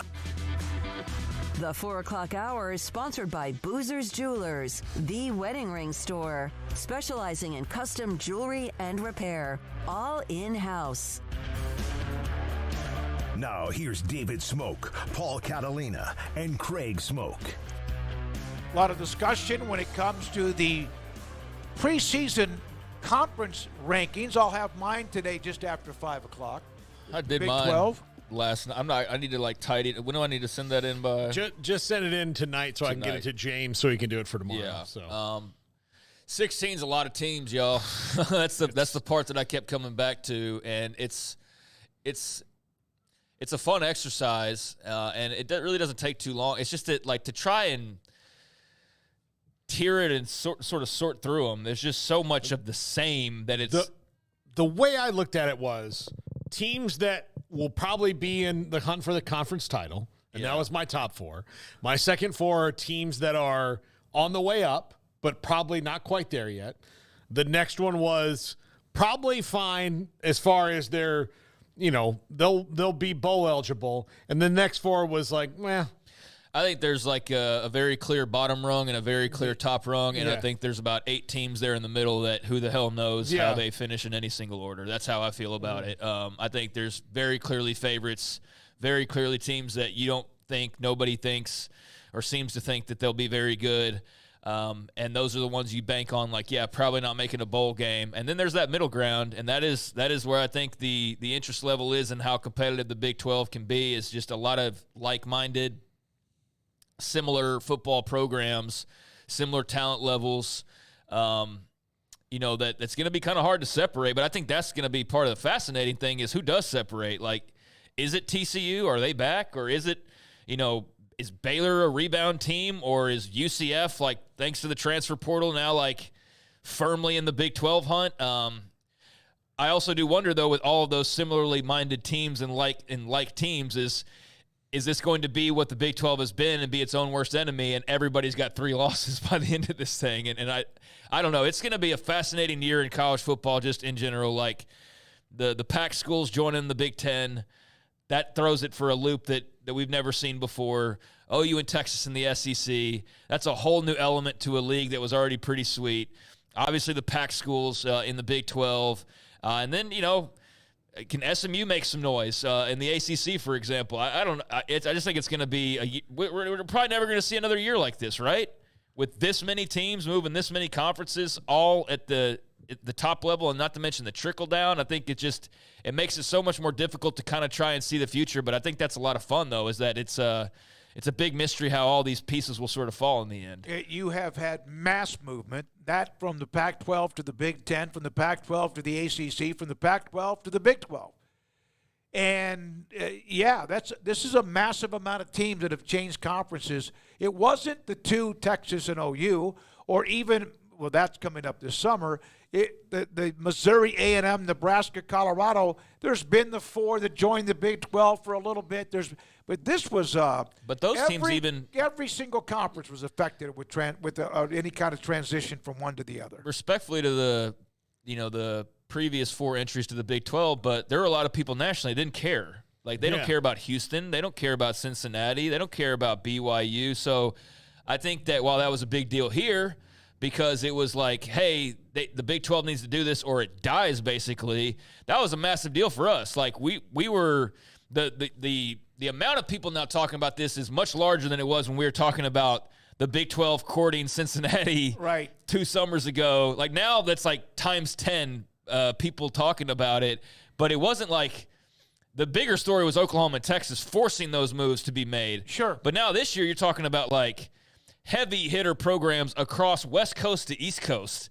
Not to mention the other stuff that's still dangling there in the ACC. So, yeah, it's like that movement a couple summers ago, but times 5 because everybody's affected in some regard, and geography's just completely been thrown out the window. So it's just a wild time, and I just kind of am sitting in it for a second on occasion, just thinking about like, man, I really want to appreciate this college football season because this is going to be wildly different. The expanded playoff on top of that, it's a whole new world, and I don't know if it's for better or worse. I'm optimistic, but it is a new world, that's for sure. All right, so we haven't been to the chat room in a while. I've been in it. It's been kind of hard for me to guide myself with what I have, but I finally was able to scroll. There's a lot of Utah.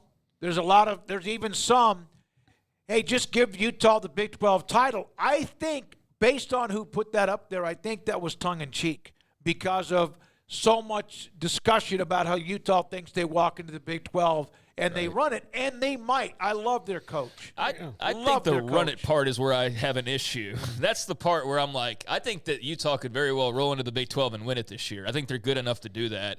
I think the schedule's favorable. I think that's a possibility. I think to have them as the number 1 or the number 2, or if you want to say number 3, that's fine. If you want to say number 4, I think that's where we start to kind of like get to a point where I don't know that they're going to be any lower than that. Like, I can't really hear that argument, but they're favorites legitimately for a reason. But the whole, like, we're going to come in and run it, it's like, I'm sorry, but only one school's ever ran the Big 12, and it was Oklahoma, and you are not Oklahoma, and you are not anywhere close to Oklahoma historically, and we can have a debate, like, right in this very moment, you're kind of maybe on par, but I still feel like they're looking down on you. So, I think some of that, too, is, like, we look at Twitter and we just assume that, Gregory56 speaks for everybody. It's like, no, that's just a fan trolling who's 13 years old who was doing this to, like, Cincinnati fans last week, and now he's turned his attention to, whoever else. And so there is some of that in play as well, that it's kind of like building up the Utah arrogance, if you will. I do this, though, that I did use the word arrogance, though. Yeah. Utah, Oklahoma State, and Texas Tech fans are unified on their messaging when it comes to people like us and prognostications better or more collectively than most. I had a couple, like on my rankings yesterday, I had a couple TCU fans push back. One said I didn't know anything about football, because I had them ranked 10th, but they won 5 games a year ago. So that's why I had them at 10th. Okay, wait a minute. Hold on just a second. Stop. Where did you have them last year after they came off the Big 12 title? 4th. All right. Were you a dumbass then? Oh, fans are totally full of it. That's why I don't. I like to cross-check that. No, but it's true. So, but again, this one I didn't have an infographic up on Twitter and all of that. So, but But then there's some other TCU fans who are like, well, here, I think you need to consider these things. I said I did, but I need to see it first, and that's where they are. But Oklahoma State fans in unison could have, like, sang in a choir, like, Paul is wrong, you know. And you know who the orchestra? It was Wet Blanket. Maestro? He was been, like, there doing it. And because they were mad that I picked them fourth, I thought picking them fourth when Vegas had them at 7.5 over under was pretty good. I would think that, and I don't know what's going to come out when we have media days on July the 9th and 10th in Vegas, but I have a feeling that Oklahoma State will probably be between 4 and 6 based on the media poll. That's no basis on any kind of proof because I don't have the votes, but I would think 4, 5, or 6 will be where they are. Yeah, I guess I'll have my ratings tomorrow to see where they are. But Mine- I am mine are curious coming as up at to 5. why they are at 7.5. I find that to be interesting because these are, obviously made for you to bet on them. That's why they're so like in line with where most people's brains are on their win totals. But that was a dip from like the top tier, if you will. Kansas was at 8 wins. Oklahoma State's at 7.5. The other two were 9.5, right? Huh? The other two were 9.5. Right, but I'm not talking about them. They're Okay. very clearly the top. I'm talking about like even Kansas was above them, and I get Kansas returns a lot, but I don't know. Oklahoma State didn't have a whole lot of change, and they won 10 games last year, so I can understand where they're coming from. And like, all right, so we basically lose not much at all, and we bring back Ollie Gordon, and we bring back our quarterback, and we bring back – like there are some things that aren't coming back. Like they have questions on defense, for example. But like I guess in the eyes of Vegas, those questions weigh so heavily that they overshadow to where you bring down a team by like nearly 3 wins, even though they return so much. Like I just find that interesting that they're being viewed at not a team that like is going to run it back, even though they pretty much en masse have decided to. They're doing that. So, like, does Vegas think that last year was there a little bit of luck involved? Which there can be. You win tight games one year, you don't win them the next year. Or are we overrating what they're bringing back? You know what I'm saying? So I do think that's an interesting element of when I first saw that Oklahoma State over-under is like, 7.5? That's not that far from, like, arguing if they make a bowl game or not, All right, South Dakota State won the national title, correct? Yes. That's their opening game. They should still be favored. But Arkansas is due. That's a home game. Yeah. And then they play at Tulsa. So I was like, is there like a non-conference game that I don't know about? They got to be careful with South Dakota State just because that conference or that area seems to be very, very good. But they'll be favored. They'll be favored against Arkansas, too, and also Tulsa. Here's what they have to worry about South Dakota State. They're going to get the best shot of a team that's very fundamentally sound and physical and all that. Now, they're going to be bigger and stronger and faster, but they're going into a fight with a little guy who knows how to fight. Right. So they're probably going to win, but afterwards, if you're sitting around with your buddies, be like, man, that little bastard was tough.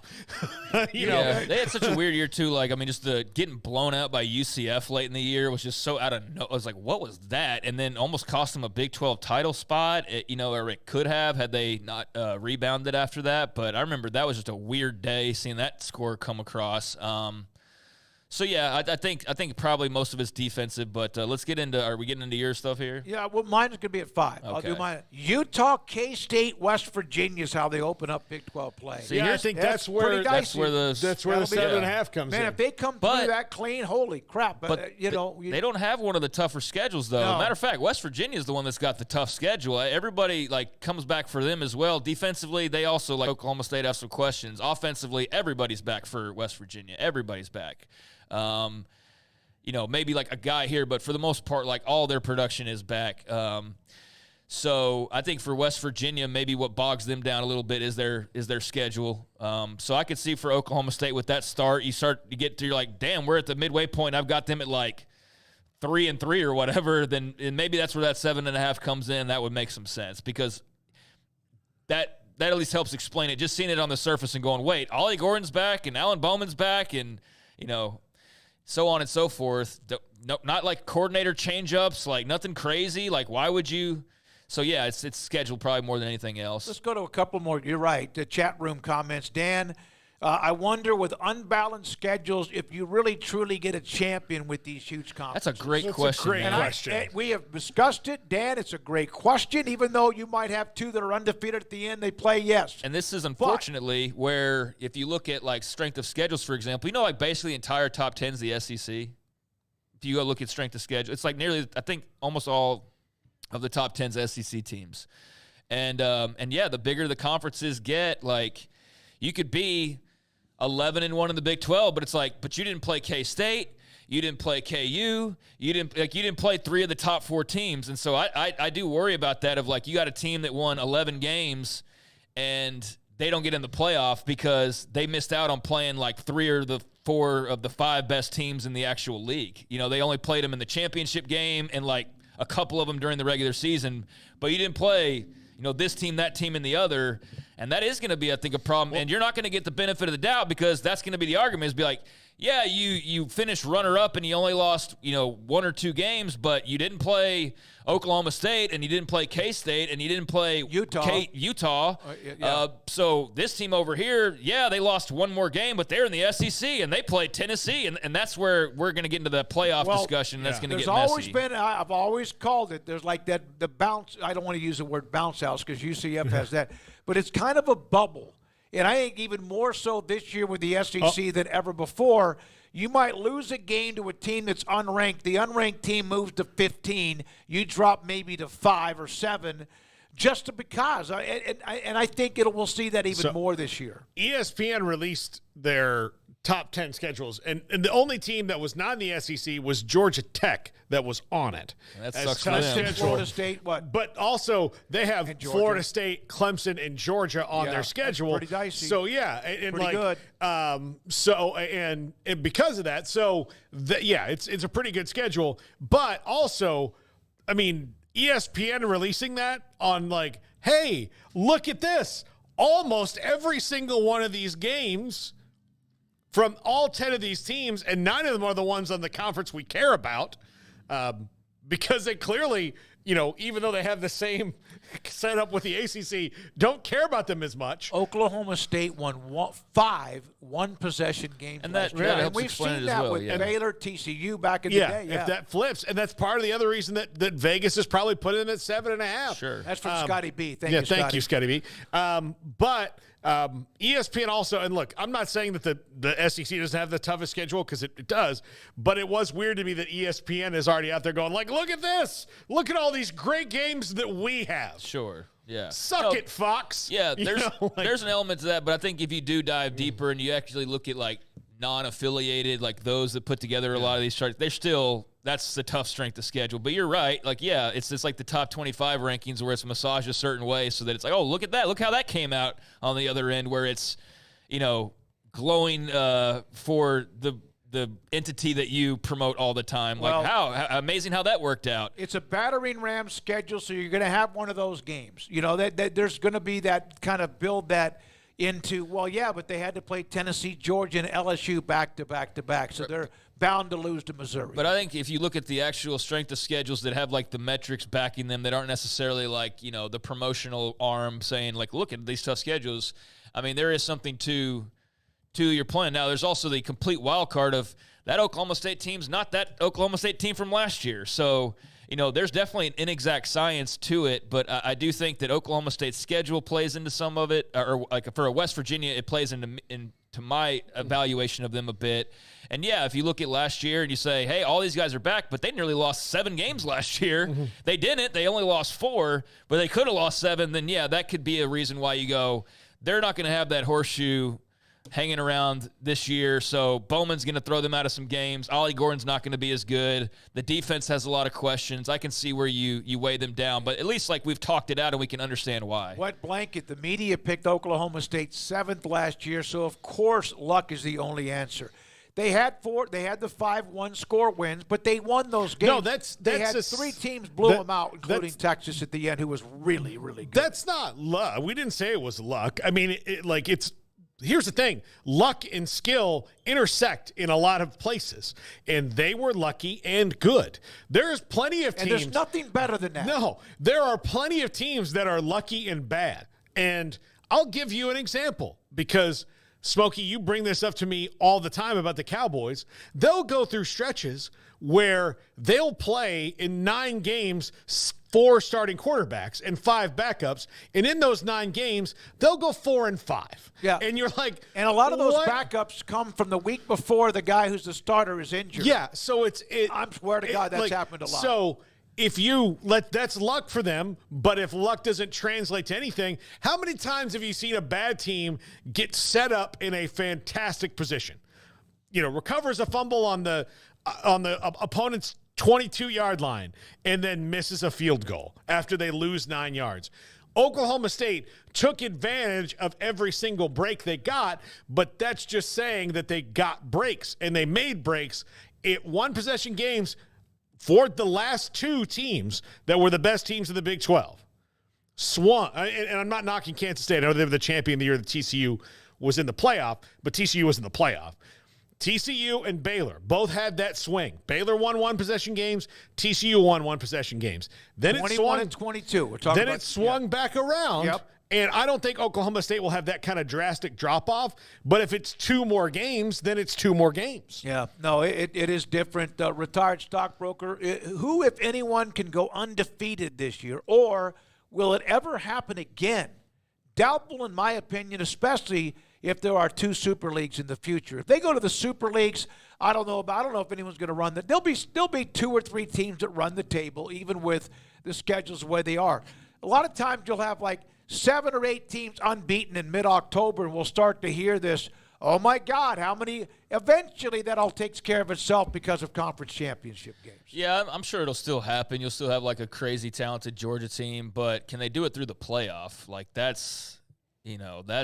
That's a grind. You got to win, 4 games if you don't get a first-round bye, and 3 straight even if you do. So if anybody were to do that, I think they're the greatest college football team of all time. I've said that before. I think if anybody were to go undefeated in this era, in a playoff era, expanded playoff era, that's the greatest team of all time. 12 regular season games in conferences, especially Autonomy 4. Then you win a championship game, too. By beating, at least 4 super quality, 4 of the 12 best teams in the country is who you have to beat to win the title. So, you say 0-1 Miami or 95 Nebraska or whatever, but, I don't know how many teams are going unscathed through this system now, so who knows how often. I don't think it's going to happen nearly as often. Yeah, I think it's going to be few and far between because just that grind and just how much tougher the leagues are. Granted, you don't play everybody every year, so you could get a good draw one year and take advantage of that and then go on a playoff run. So I think that'll be something that happens, but if whoever's hoisting the national championship, there's not going to be any well, they didn't play so-and-so. It's going to be okay. No. They might not have played as tough a schedule, but or 18, they might not have played as tough of a schedule, but they went and had to beat really good teams in multiple places and settings deep into the year to win it. So yeah, you're gonna be beaten up and bruised and bloodied, but you're gonna be the champ for sure, and there's not gonna be much doubt about that. You're gonna play 16 or 17 games to run the table. To win it all, you're gonna have to play 16 or 17 games to get to that point. Do you think we'll see anybody? We got a break. Come back with Rob Dauster on Jerry West and a few things, other things we talk about with him, college basketball, with the Dan Hurley story. Do you think we might see somebody that goes 11 and it's going to be hard for somebody to win it that goes 11 and 4. Even an SEC team, 11 and 4. Okay, you're talking about the full season, the whole full. So that means you had to lose 3 regular season games. That's doable if you're an SEC team and a Big Ten team. I don't think there's any chance in hell that any other league gets a 3-loss team in. So it's doable.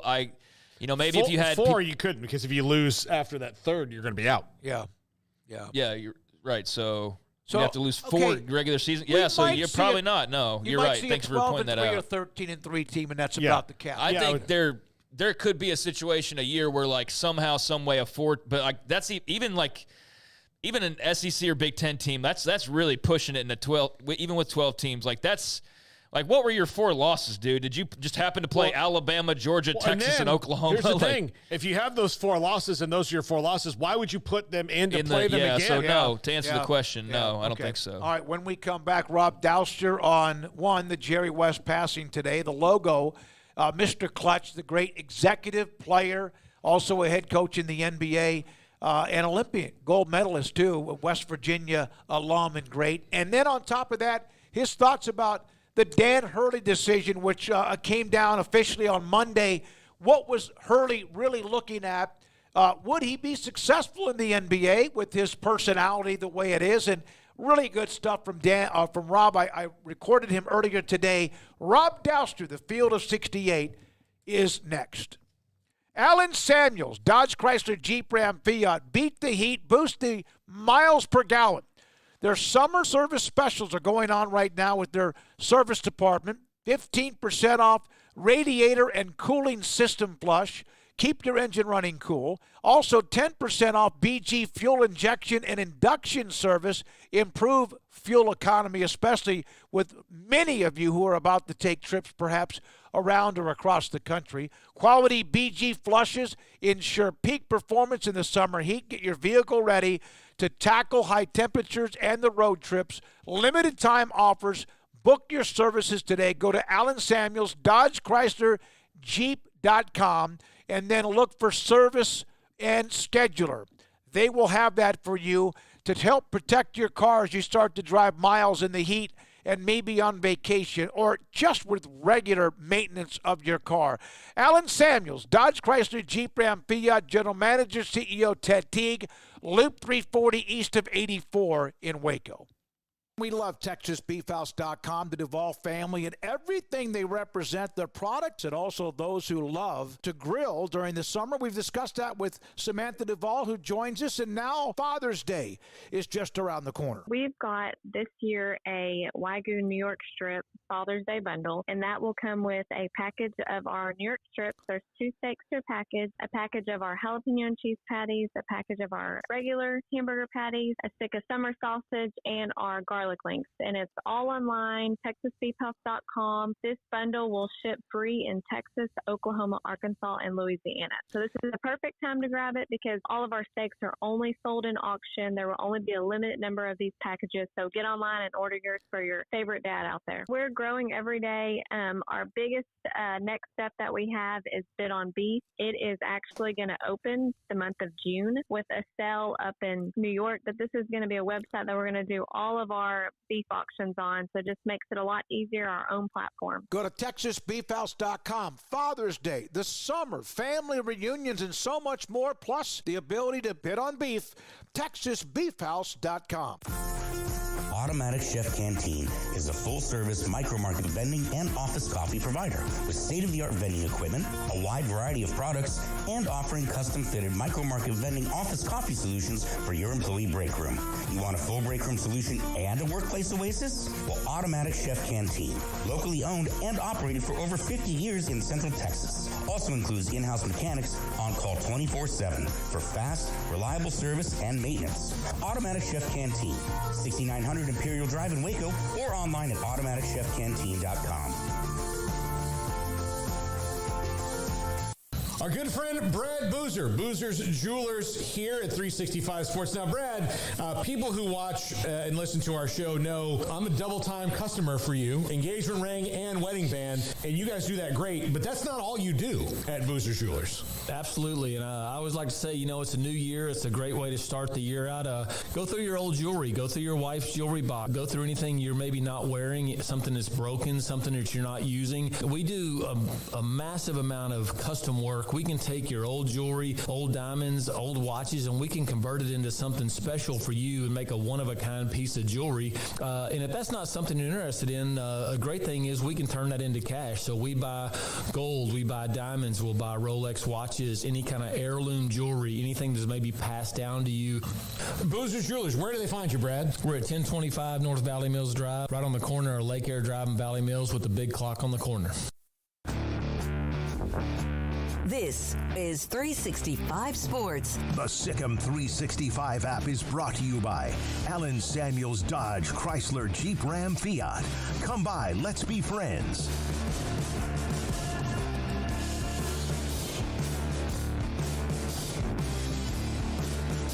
Rob Dauster, the field-of-68.com with us on 365 Sports. Dan Hurley's decision to spurn the Lakers, stay at UConn, and I want to do that. We'll get into that. That's why I contacted you, but the loss of Jerry West just a couple of weeks or so after Bill Walton. Jerry West, Rob, the logo of the NBA.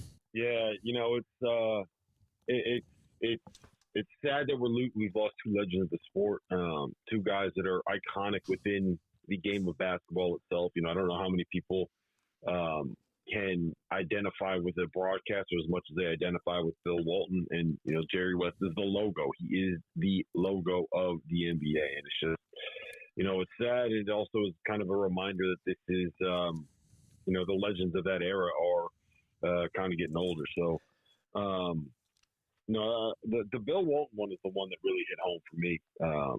And just because of the fact that I think, everybody has somebody in their life, whether it's a crazy uncle or a crazy aunt or that they can relate to when it comes to Bill Walton. So sad news to wake up to this morning, that's for sure. One more thing about West, if you don't mind. Obviously, West Virginia, part of the Big 12, but back then they weren't. He was an Olympic gold medalist. What impact do you think he had more of on the NBA as a player who won one world title, played in like 6 or 8 championships, but that was the Celtics and Russell and all that, or as an executive with the Lakers, Memphis, the Clippers, and even Golden State, and won, I think, 8 titles as an executive? I think it's probably as an executive, just because where the NBA is now, I think has a bigger cultural impact, and is something that people are going to remember more. There aren't very many people that are attuned to the NBA on a day-to-day basis that remember what Jerry West was as a player. But I think everybody that is a fan of sports, a fan of basketball, a fan of the NBA has memories of those teams that Jerry West created and helped build and help develop as a member of front offices. So I think it's as a front office member, if for nothing else, because of the explosion that we've seen in what the NBA is as a product over the course of, the last 15, 20, 25 years. What was your overall thought that there was the recruitment of Dan Hurley? He visited L.A., and I thought that as that went on longer, and it wasn't a lengthy, try dating, but I never was surprised when he decided. I know the Lakers have the logo like the Yankees in Major League Baseball, but your thoughts about what Dan Hurley and his decision? I always just kept coming back to the fact that he had an opportunity to leave a legacy on the sport of college basketball at UConn. He has a chance to be able to go out and win a 3rd straight national title, which is something that has not been done since Bill Walton was playing in college, which was before Dan Hurley was alive as that started. So he has a chance to kind of cement his legacy as one of the greatest to ever do it, right? Like, he has a long way to go to get to the top of that mountain, but there's a path to him being the greatest college basketball coach of all time. And I don't know if you could say that as a guy that is stepping into the NBA at 52 years old for his first NBA job, that does not appear to be one where he's going to be winning a championship, right? Like that is just what I just kept coming back to with this, is that he is someone that understands the history of the sport, that appreciates the history of the sport, that understands legacy, and that comes from a family where his father is a legendary coach in the high school ranks that passed up opportunities to be a college basketball coach, to be able to stay where he was happy, to be able to stay at home, and to be able to cement a legacy for himself, not just as a coach, but as a developer of young men. And I think that that's something that matters to Hurley. And I think that he also looked at that Lakers job and kind of said to himself, like, do I really want to walk into a situation where one of the stars on this team is 40 years old, is the most powerful person, the most powerful player in the NBA, and is going to try to get his son on this team, if he is even on this team next season, and the other guy is basically made out of tissue paper? Like, is that what you really want to walk into with your first job in the NBA on the other side of the country? I don't know. It always felt like this was. I do believe that the NBA is something that really, really intrigues Dan Hurley, and I think that it's something where he wants to take a shot at it at some point.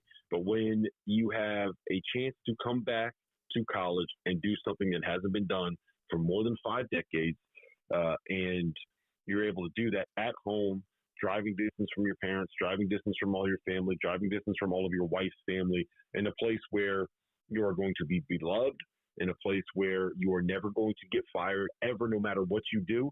I think that it's going to take a lot to get him out of UConn, and LA is just not a good enough opportunity to get him out of UConn, I think is what it comes down to. He's obviously fiery, passionate. He is the boss at UConn, and that's obviously very debatable if that happens in the NBA, and especially with the scenario with LeBron, the Lakers, etc.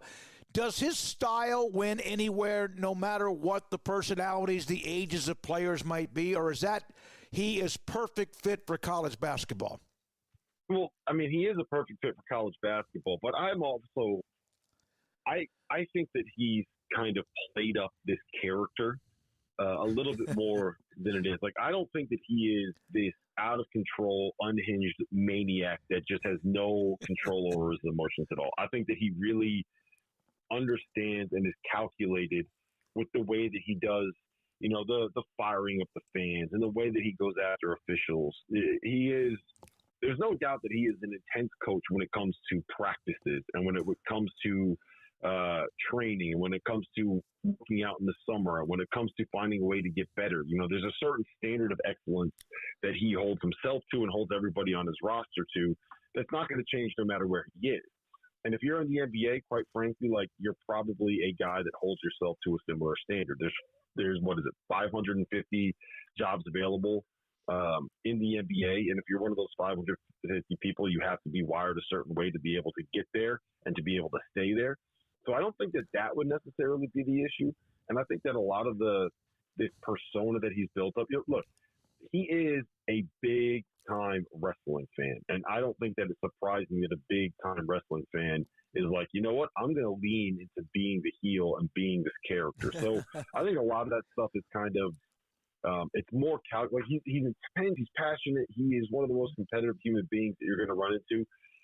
But I think that overall, I think a lot of that stuff is a little bit more calculated. So that's a long-winded way of saying that I think that he would have been able to figure it out in the NBA. I think he's smart enough to know what would have worked and what would not have worked with those kids up there. Rob Dauster, thefield68.com. They have won back-to-back. You mentioned the historical perspective of trying to win 3 in a row. Georgia was trying to do that in football, pretty darn close, and then lost to Alabama and didn't make the playoff. UConn seems to be pretty set. Recruiting was great. Players who either left or stayed or came back from the NBA draft flirtation. Are they set for what is, as far as among a handful of teams, the favorite to win it again next year? Yeah, I think that right now at this point, they are considered a favorite because Dan Hurley is there more than necessarily they have the best roster. I think if you're just looking strictly at rosters, Kansas and Alabama are probably 1 and 2. UConn is right there, but a lot of predicting them as a top 5 team is betting on the development of guys that are currently on that roster, right? Like, you need Solo Ball, you need Jalen Stewart, you need Jaden Ross to all take a pretty big step forward.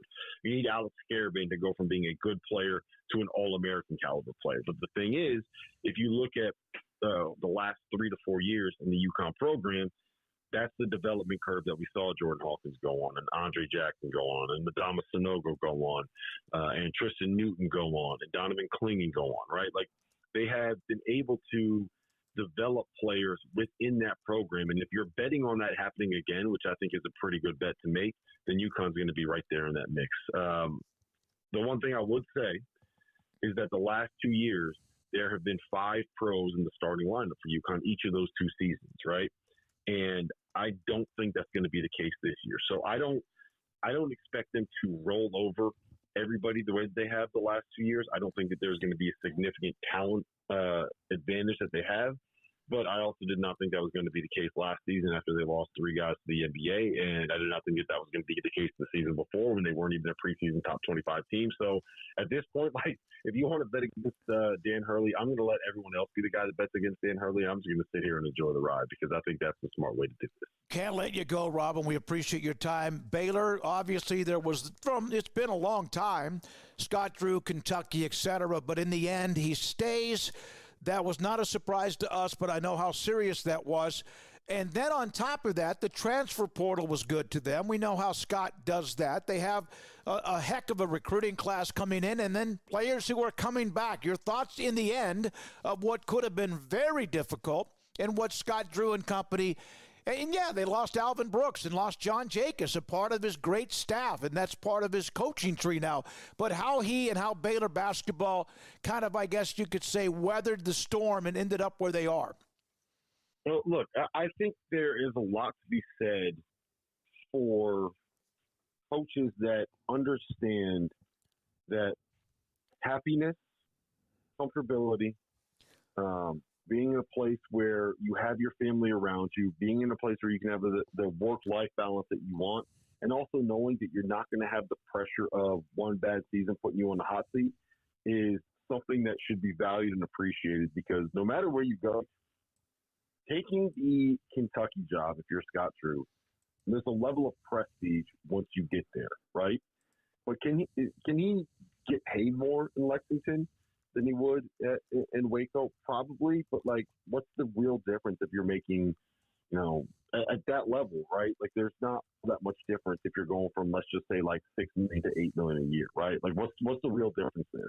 You're still living in the same kind of house, you're still driving the same kind of cars, you're still eating at the same places, you're still buying the same kind of fishing boat, right? And it's not like he can't accomplish the things at Baylor that he would want to be able to accomplish at Kentucky. He won a national title 3 years ago. You don't have to leave to go win a national title. You don't have to leave to make the pinnacle of the sport. So it's not necessarily a financial decision, and it's not necessarily a competitive decision. Like, is it just leaving to go feed your ego, leaving and say, hey, look, I'm good enough to get this job at Kentucky? Or is Scott the kind of guy that's going to say, hey, I've been here for 20-something years. I've built this place into what it is. They're going to erect a statue for me whenever I decide to call it quits. I'm happy here. My family's happy here. Why would I end up leaving? Mm-hmm. And I think the only argument for leaving is that, you got Kelvin Sampson at Houston. You got Phil Self at Kansas. You got Arizona coming in. Like, maybe it won't be quite as tough in the SEC, but like when you kind of look through it through that lens, that's really the only argument that I can make for leaving Baylor to go to Kentucky if you're not just trying to live, feed your ego and take the prestige. So I kind of like that, though. Nate Oates had a couple opportunities, and he's staying at Alabama. Scott Drew had opportunities, and he's staying at Baylor. Dan Hurley had opportunities, and he's staying at UConn. Think about it like this. The Kentucky job opened. The Louisville job opened. The Arkansas job opened. The Lakers job opened. There are a lot of big jobs that have been opened in the last couple of years. And the biggest names in college basketball stayed at schools that don't have the same kind of pedigree and same kind of branding and same kind of national following per se, right? And I do think that's a good thing for college basketball on the whole. Rob, thank you, man. Appreciate your time. Enjoy a great summer. Rob Dauster, the Field of 68 with us on 365 Sports. Richard Carr, Buick, GMC, Cadillac, the people that you can count on, the people that I've counted on, the people that thousands of Central Texans and beyond have counted on for over 2 decades now. They've got their hot summer savings event ongoing. Yes, that's right. It's hot. It's summertime, and the savings are there to be had on GMCs, on Buicks, and Cadillacs right now during the summer savings event over at Richard Carr. And right now, Edmunds.com says that the Buick Envista is, quote, exceptionally affordable with style well beyond its price point. If you want to check out whether that's true or not and you want to see that exceptional price point, but that also that affordable style, check out the Buick Envista today. It's being praised by many in the industry to be the best overall value in a sedan, available in 2024, and the Buick Envista is in stock right now at Richard Carr with several priced under $24,000. $100,000. So if you're looking to get that peace of mind with a new vehicle, a safe vehicle, a vehicle decked out in all the bells and whistles and cool features that come with newer models, get yourself into a Buick Envista today. Take a test drive over at Richard Carr and take advantage. But several right now priced under $24,000. So head on over to Richard Carr right now to check out that deal. Or if the Envista's not up your alley, they've got plenty of other offerings from their various lines. But they also have, of course, pre-owned cars, trucks, and SUVs as well. You can check out the inventory online, see all the available vehicles, and then show up and talk to them at the dealership and make an offer and maybe roll away in a brand new car, truck, or SUV. But over 100 highly inspected used cars and trucks right now over on the lot at Richard Carr. And, of course, as I've always told you, 100% credit approval is always their goal. So they say yes when others say no. So whether you're checking out the brand new Buick Envista or you're taking a look at their lot full of pre-owned quality cars and trucks, they've got great savings during this hot summer savings event right now. And they've got great customer service. For 25 years, Richard Carr has built a reputation as the people you can count on for your automotive needs. Log on to richardcarr.com today. Call now. Go see them now off Highway 6 at the Imperial exit. It was broad daylight. I stepped into a gas station for 5 minutes to grab a snack, and just like that, my car was broken into. They made out like a bandit. My laptop, my phone, everything. I called my agent to see what could be done, and he restored my faith in humanity. My claim was processed so quickly, and I was able to recover my losses. Stop by and see our agents at one of our 3 McLennan County locations. Coverage and discounts are subject to qualifications and policy terms and may vary by situation. Thank you for calling your local Marco's Pizza. We're turning up the heat with our new Reaper Cheesy Bread. Fresh, house-made dough is topped with a spicy cheese blend infused with jalapeno, habanero, and Carolina Reaper peppers. At only $5.99, this limited-time product is a hot deal. Add it to your order while you can. A Marco's team member will be with you shortly. Marco's Pizza. Pizza lovers get it, and that offer on the Reaper Cheesy Bread is available right now at any of the 5 Marco's Pizza locations in Waco, including Belmead, China Spring, Robinson, Woodway, and Hewitt. Order online at marcos.com. Call for a pickup or delivery. Marco's Pizza is turning up the heat with their all-new Reaper Cheesy Bread with fresh, hot, house-made dough topped with a spicy cheese blend infused with jalapeno, habanero, and Carolina Reaper peppers, and only $5.99 and for a limited time only. Marco's Pizza, the fastest-growing pizza brand in America, 5 locations in Waco, and the new Reaper Cheesy Bread. Marco's Pizza. Pizza lovers get it.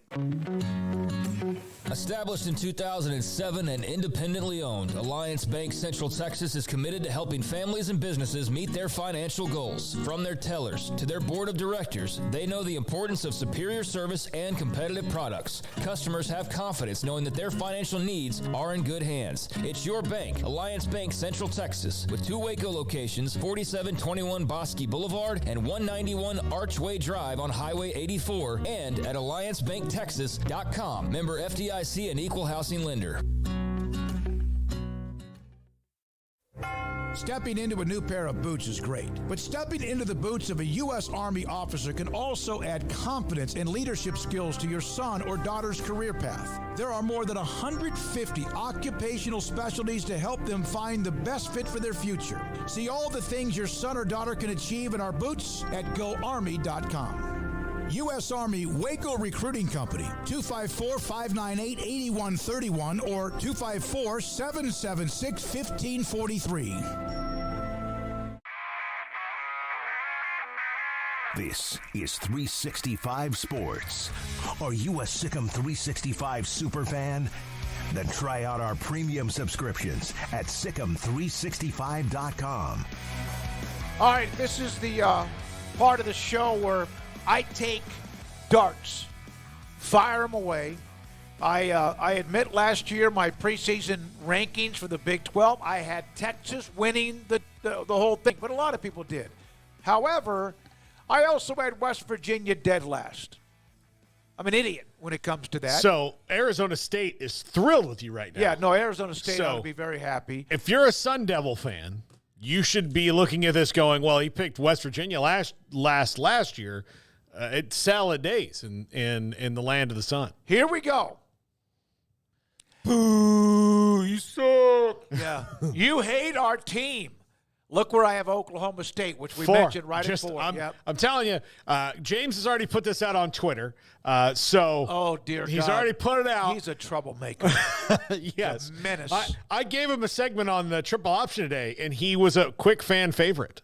So, but. Yeah, he's kind of fearless for just a kid. Yeah, he is. He got a little, and so, but yes, you and I have the same top 2, Kansas State and Utah. All right, you guys asked me questions. There it is. By the way, Kim Coulter, I had Tech higher than Paul did.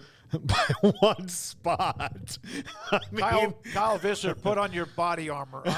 Hey, listen, I've got 6 bullet holes in my stomach from surgery. I can survive. Yeah. Okay. Arizona at 3, and you've got Kansas at 5. Is it you feel more confident that Arizona will make it all the way through complete than maybe Kansas will? No, look, I love Lance Leipold. I really, what he's done in really a short amount of time, I think they're loaded. I do wonder about Daniels and health, and even last year they always had somebody to back him up. Who was the backup quarterback? I'm going blank. Jason Bean. Jason Bean, who was fantastic. Everyone would love to have him. Some would like to have him as a starter. I'm not saying they don't have depth because that's what Leipold's going to do. I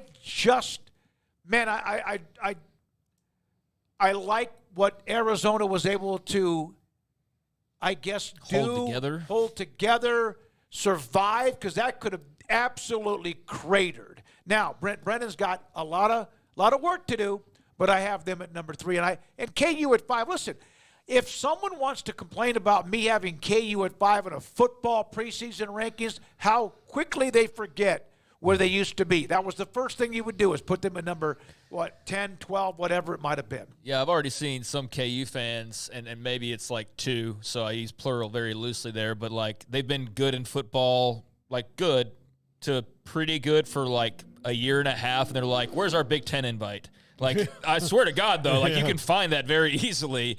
Granted, it's Twitter, so you can find like anything, but yeah, I think it's fair to, like, there's a lot of weight propping up if Jalen Daniels is healthy. Like, he played a little bit in the spring game, but the spring game was closed off, so you just had to go by word of mouth from people who were there. I know they've done everything to protect him and get him healthy, but, like, he hasn't played in 2 years either, basically. So I do think that, like, yeah, if Jalen Daniels comes back and he's 2022 Jalen Daniels and fully healthy, they'll be really good. But is he going to come back 2022 Jalen Daniels healthy and, like, ready to roll like that? I do think that's fair to question that. And you know what? If he gets hurt, they do not have a backup as good as Jason Bean. They do not. He was the best backup quarterback maybe in the entire country last year. And that's just a compliment to him, not a knock on anybody on their roster. All right. But, yeah, I'm just saying that to, like, I know KU for most people is going to be top 4, and I think they might even be on mine. We'll see tomorrow. But I do think it's fair to at least go, well, the if is propping up a lot of the Jalen Daniels thing, and they did lose their OC, who I know KU fans in some circles have said he wasn't that good anyways. But I don't believe that. And I don't believe you just, like, roll in. Now, granted, Leipold's running a lot of that offense, so, that's fine. But I do think there is something to having a play caller who's above average that knows the timing of when to call certain things. And they can get better in some regards, like in the pass game, but yeah. All right, well, I have them 5. I again, remember, there's 16 Oh, teams. it's so many teams. And this year, for me, it all flowed a little bit easier. A lot of it is who has quarterbacks who are back. Mm-hmm. Like, I already see someone laughing their ass off because I have Colorado at 11, but of the teams behind them, they have Shedeur Sanders back. Have they replaced? Well, is that laughing because they're too low or too high? They think I have them too high. Too high. I mean, but compared to those, how can I put Colorado ahead of Baylor when we don't even know who the starting quarterback is? Although I think maybe Sawyer Robertson has a little bit edge there, in my opinion. Shedeur Sanders is still a tremendous talent. They can't be as bad on the offensive line, and they can't be as bad defensively, although maybe they will. They can't have as bad of a run game. Yeah, like and they're basically not in the Pac-12. And they had a very tough schedule last year because that league was very good, Absolutely. which we have to take into account that wasn't just some ho-hum Pac-12. That was like a really good Pac-12. Like they saved their best for last, literally. other than winning the national title, obviously. So I ask, though, because I can guarantee you there's a Colorado fan, or more precisely a Deion Sanders fan, who's like, 11, that's way too low. But so that's why I asked you that question. Okay, but, I mean, looking at the teams behind them, I don't know how you're really overrating them, because I don't know who behind them you'd really go like, they're going to be so clearly so much better than Colorado. I don't have confidence saying that about any of those 5, but that's a firebrand. That's just a logo you see now, and people have their feelings on Colorado one way or the other. So yeah, I think there'll probably be some UCF fans that feel like they're a little bit low. There's a pocket. There's a pocket to me of about 5 teams at the top: K-State, Utah, Arizona, Oklahoma State, KU. And then there's another pocket with West Virginia, Iowa State, Tech, and UCF. And maybe TCU remains to be seen. And then I think there was a pocket of the 5 or 6 that I have from 11 to 16. Any other questions? Fire away. You have UCF at 9. You're 6 to 10. Why that order? West Virginia, I was not going to underrate them this year. Okay, good. That's not why I put them at 6, because that's from 14 to 6. Yeah. West Virginia, I love Garrett Green. I love the mentality. I love kind of their personality. Can they now make sure they remain as sharp-edge focused and the chip on their shoulder as they had a year ago? They do lose some people, obviously, in the offensive line. Iowa State, I think Iowa State's just, I like what they did. Now, they have had a problem and a tendency of being able to follow it up from one year to the next. And last year, I think they probably surprised a few people. I think it's a bubble of 6, 7, 8, and 9, and I have UCF at 9. They do lose their quarterback, although they do have KJ Jefferson there to try to help make sure that doesn't go off the wagon. Yeah, which quarterback? All their quarterbacks. Yeah, they had to go through a few of them, or a couple of them last year with John Rice Plumlee's constant dealing with injuries. I think that's a thing that, as good as he could be at times, he wasn't always that good all the time. And I think just not having to worry about that constantly is probably going to do a lot of good for the Knights, to just go like, I agree. This big sturdy dude right here is going to be here. And if he gets hurt, he gets hurt. But, like, it's not going to be every week we're like, is he playing? Is he not playing? Is he playing? Is he not playing? And I feel like that's kind of how it was with John Rice Plumlee. All right, here's another thing. Did you have something on UCF, Paul? I think they're. I have them at 6, but like to me, 6 to 9 is fair. Is fairly interchangeable. Like it's like again the middle. That middle 8 is. You're talking about teams that are all going to have the same records, basically. Yeah. So exactly. From 8-4 to 6 and 6. Yeah, basically. Yeah. So I have them high. I love their running game. I think they're going to be better on defense. They've got better linebackers in. They already had a good defensive line. It was one of the strange things. I remember at that Baylor game last year going, man, they're, asking one of the beat writers, like, hey, their defensive line's getting torched. He goes, no, watch them closer. And you see the defensive line knocking Baylor's offensive line back, and the linebackers just being like, ah! Yeah. What are you doing running right at me? Like, don't try so hard, bro. But yeah, I think they'll be better there. And again, those are the hard, like 6 to 10 for me was the hardest, because I'm trying to look at their schedules and go, okay, well, these play this one doesn't. If it was the old way, this would be way easier. I got to tell you, I'll be honest about this. If you all think that with my attention span that I dug into everybody's schedule of who's playing. Oh, I know you did. Because here's the problem.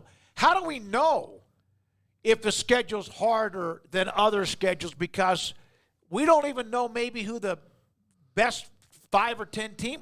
How do you, like, it's not like it jumps out when you have certain teams on there. I do think it does to some extent. Like, I think if you've got K-State, Utah, Kansas, West Virginia, Iowa State, like, all on your schedule, I think you're playing a tougher schedule than if you have Baylor, Cincy, Arizona State, Houston, BYU taking up half of it. You know what I mean? Which is what I miss about the 10-team conference. I do too. God, and I think I miss a lot of things about it in hindsight, and I don't love the idea, even though I know that's like the thing that we're all like pointing towards is 20-team leagues, 24-team leagues, whatever. I think that kind of sucks to have that many teams in the league, because talk about not playing each other. The more teams, the more matchups you miss out on every year. So, that's definitely something that the Big 12 lost. That was pretty because great. nobody could get that algorithm where it just seemed like it. Again, like you look at even the SEC. There's some teams like poor Florida, and then Texas, considering it's the first year. Hey, listen, they got to play some dudes, and they have Michigan in the non-conference. But they seem to have gotten pretty much a favorable schedule. Yeah, I think Oklahoma, they picked between the two. Let's not get too much. They picked. It's like they picked between the two newbies and okay, well, the coin flip went to Texas. Sorry, Oklahoma, it's going to be tough. There's a question, and I think it was Dan again. Of the teams, let's say among 1 through 8, which of those teams is most likely to underperform, and who among 9 through 16 is most likely to maybe do that Big 12 jump and maybe be a part of the mix? I would say the most likely to underperform, even though I think they'll be really good, is Iowa State. Because they're not great at stringing 2 years together, and now they have expectations. When they come out of nowhere, that's when they're kind of more lethal. I would say the team most likely to overperform from 9 to 16 is a neck-and-neck tie between UCF and TCU. Okay. All right. I see where you're coming from on Iowa State. I can make a really good case for half of those teams. The ones I would be shocked, the only teams that I would be shocked that if they were not anywhere close to where they're ranked right now would be K-State. And I don't mean that they're just number one in my book, but I think they'll be if they're not top 3, then Avery Johnson got hurt and something happened, because there's really no other excuse for them to not be in that mix. Same thing with Utah. Cam Rising had to get hurt again or something for them to not be in the top 3-ish area there. But, I think you can make a case about West Virginia's strength of schedule or Oklahoma State's 1-score wins last year not carrying over, or just Kansas having some changes and maybe not having 2022 Jalen Daniels. I want to go back to Iowa State. Okay. Paul, you mentioned they had 5 consecutive winning seasons with Matt Campbell from year 2 through year 6. Winning season's one thing, but they did well. But being 8, 7, 9, 7's pretty good. Yeah, okay. Best they've ever had. Well, I'm not trying to throw you under the bus. And then they had 4 and 8 when maybe the expectations were high again, and then that's when things fell apart. Yeah. So maybe I'm wrong on Iowa State. Look, and I'll tell you the one I predicted to underperform the most or most likely to is Oklahoma State. Yeah. Because having a 7th-year quarterback is either a really good thing or just an okay thing. And I don't feel comfortable. Alan, you're talking about Bowman. Look, how many teams in the Big 12 would want him as their starting quarterback? Not number 1, not number 2, not number 3, not number 5, not number 6. Number 7. I mean, I don't know how deeply people feel about Rocco Becht. You know what I mean? So I don't know if still think if they probably, Texas Tech was being honest, would they rather have them? No, I don't think there's a great difference. I think you're just splitting hairs at that point. If you're Barron, Morton, or Allen, it's either way you're kind of in the same place. KJ Jefferson. No. Okay. Josh Hoover. TCU probably, but how different are we talking? Yeah, we're talking about you win one more game. And he's got some treads on the tires now because of last year. Shedeur, no. Baylor maybe, but I think they're happy with splitting hairs again. Yeah. I think we're Houston. I don't think so. Donovan Smith. I think he's intriguing in Willie Fritz's offense. It's not even about is it Alan Bowman better than Donovan Smith? It's just is he better? Is he so much better that it matters? I'm talking about an upgrade. Is he an immediate upgrade? Yeah. No, I don't think that he is suddenly making them win 2 or 3 more games. No. Kim Coulter. God, Kim, you wear your feelings on your sleeves like I do. When I mentioned Tech and Baron Morton and Alan Bowman, hell no. Shake my damn head. Hell no, he wouldn't want. Yeah, I think Alan Bowman had a really good bounce back year, but I also think we forget that we just didn't know that he existed on Michigan's roster for a little while, and we didn't talk about him for 2 years. And we go back to when he was at Tech and he was good but injured all the time. Yeah, so. He put up monstrous numbers, but it was sporadic because of the injuries. All right, wet blanket. I just knew he was going to be a part of it. How many teams wish they could have played in the Big 12 championship game like Bowman and Oklahoma State did? A lot of them do, but, Blake Shapen played in one, and he was nothing similar to that the very next year, and neither was that team, So, that doesn't get – I do think there is something to be said for returning things from a winning team, especially as much as they are, which is almost everything. But I don't think that just carries over the same way because, for example, the one-score wins, those can't easily flip. They might not, and if they don't, then Oklahoma State will be sitting there at the end of the year in the same spot going, told you so. You shouldn't have doubted Mike Gundy. How many times you need a reminder of that, but that's not guaranteed to happen. So I think, there's a lot of presumption that they just can't follow that up. And if they can, then it'll be another year where maybe this is the time when people go, in their pecking order of Big 12 teams, Oklahoma State deserves to be mentioned in that top tier, but I think everybody's still kind of feeling like last year, or not everybody, but there's a good portion of people that feel like that's just not going to translate exactly just because everybody's back. All right, so there I have it. I wonder how many ballots that are from the media, and I don't know if there's 50 or if there's 75 or 100, will have K-State, Utah in one order or the other, I think 1 and 2. 99% of them will. No, really? Yeah, I do. Paul? Okay, sorry, 98% will have them. How many of the media poll ballots that have already been entered, yesterday was the deadline, if there's 50 or there's 80 or whatever, how many of them will have at least in some order 1 or 2 K-State and Utah? 90%. Really? Yeah. Yeah. I'm going over the top because I'm just trying to drive home the point that, I think it'll be overwhelmingly those two. You got to put in a little bit of a plus or minus 3% like they do in polls because of sometimes, depending on who the media is and who Ari they cover. Temkin's the only one who was dumb enough to pick Oklahoma State last year, it felt like, and then he nailed it. Yep. And he nailed it. And I say that tongue in cheek, but he even came on the show going, when we were I think we didn't even know who it was. Somebody picked Oklahoma State, and he's like, it was me. Good on him, man. Somebody got hit in the head with a brick and wrote down Oklahoma State, and then they were there. So, look, putting them at 4 is very fair given their if. Here's the thing. It's not even so much I understand we're talking to fan bases, so everybody's very passionate. But, Paul, I feel like the thing is it's not even a knock on Oklahoma State. It's a compliment to Kansas State and to Utah and to Arizona that you just think they're going to be better because, Oklahoma State's really good, but those teams just maybe do it for you a little bit more than the Cowboys do. Cousins Corner jumped in. Great to have Legend. you. Legendary West Virginia media man. This league is nearly impossible to predict. Oh, for sure. Absolutely correct. Yeah, I mean, you have 100 people, you're going to have 100 different 1 through 16s. I think you'd have 90 with the same 1-2 or just reversed 2-1.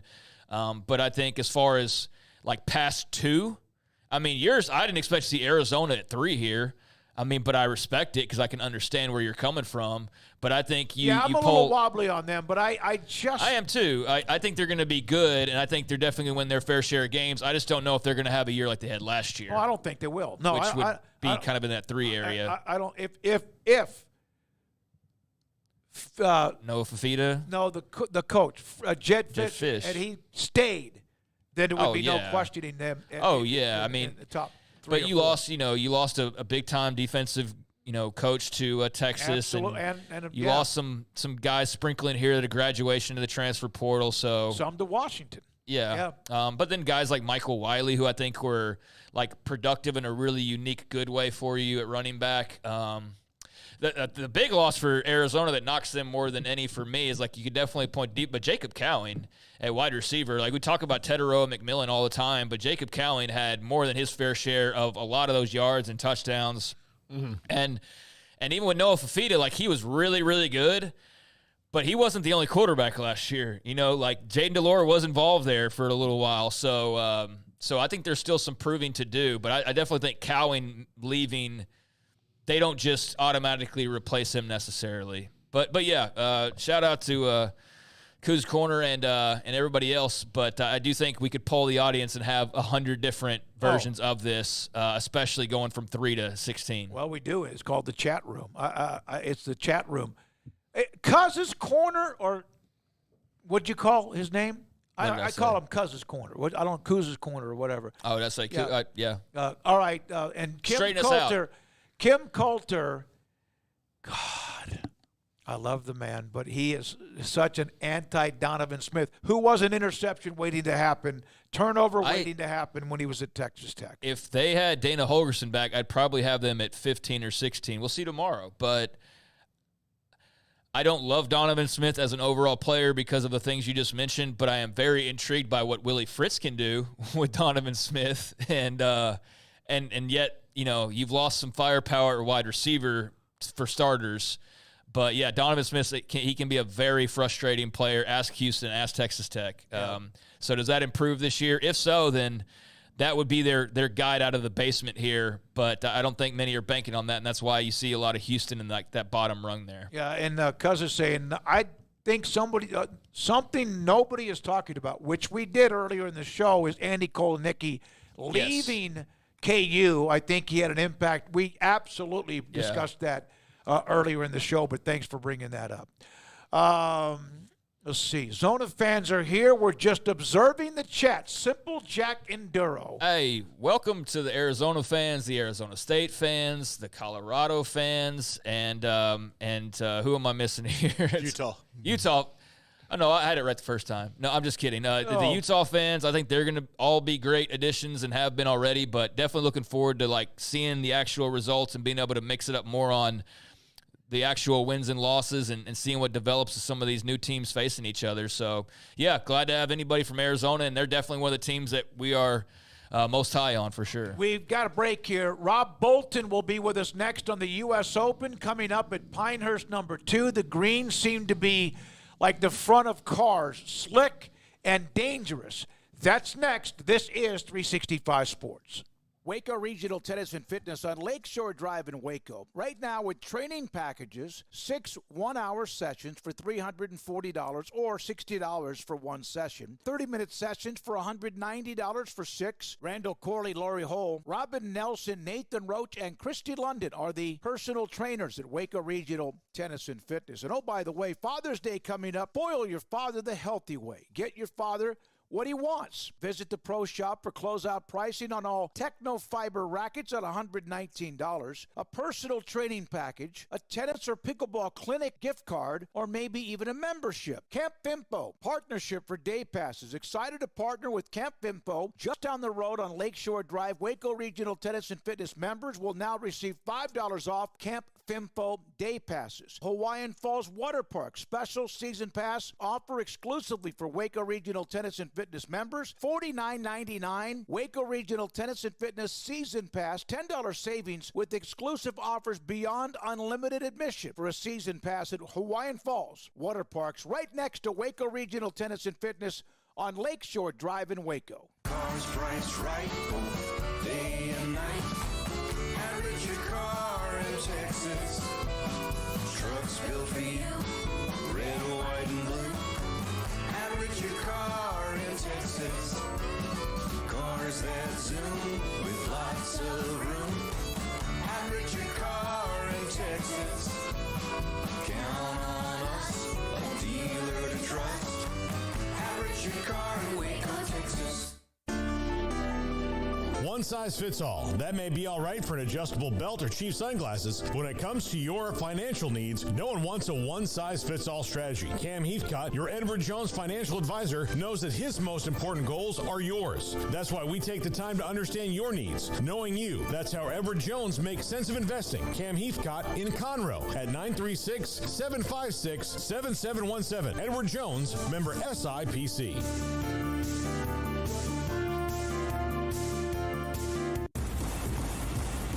Clinic Men's Healthcare in Woodway is now proud to offer you men an exceptional weight management body sculpting product called semaglutide, also known as Ozempic or Wegovy.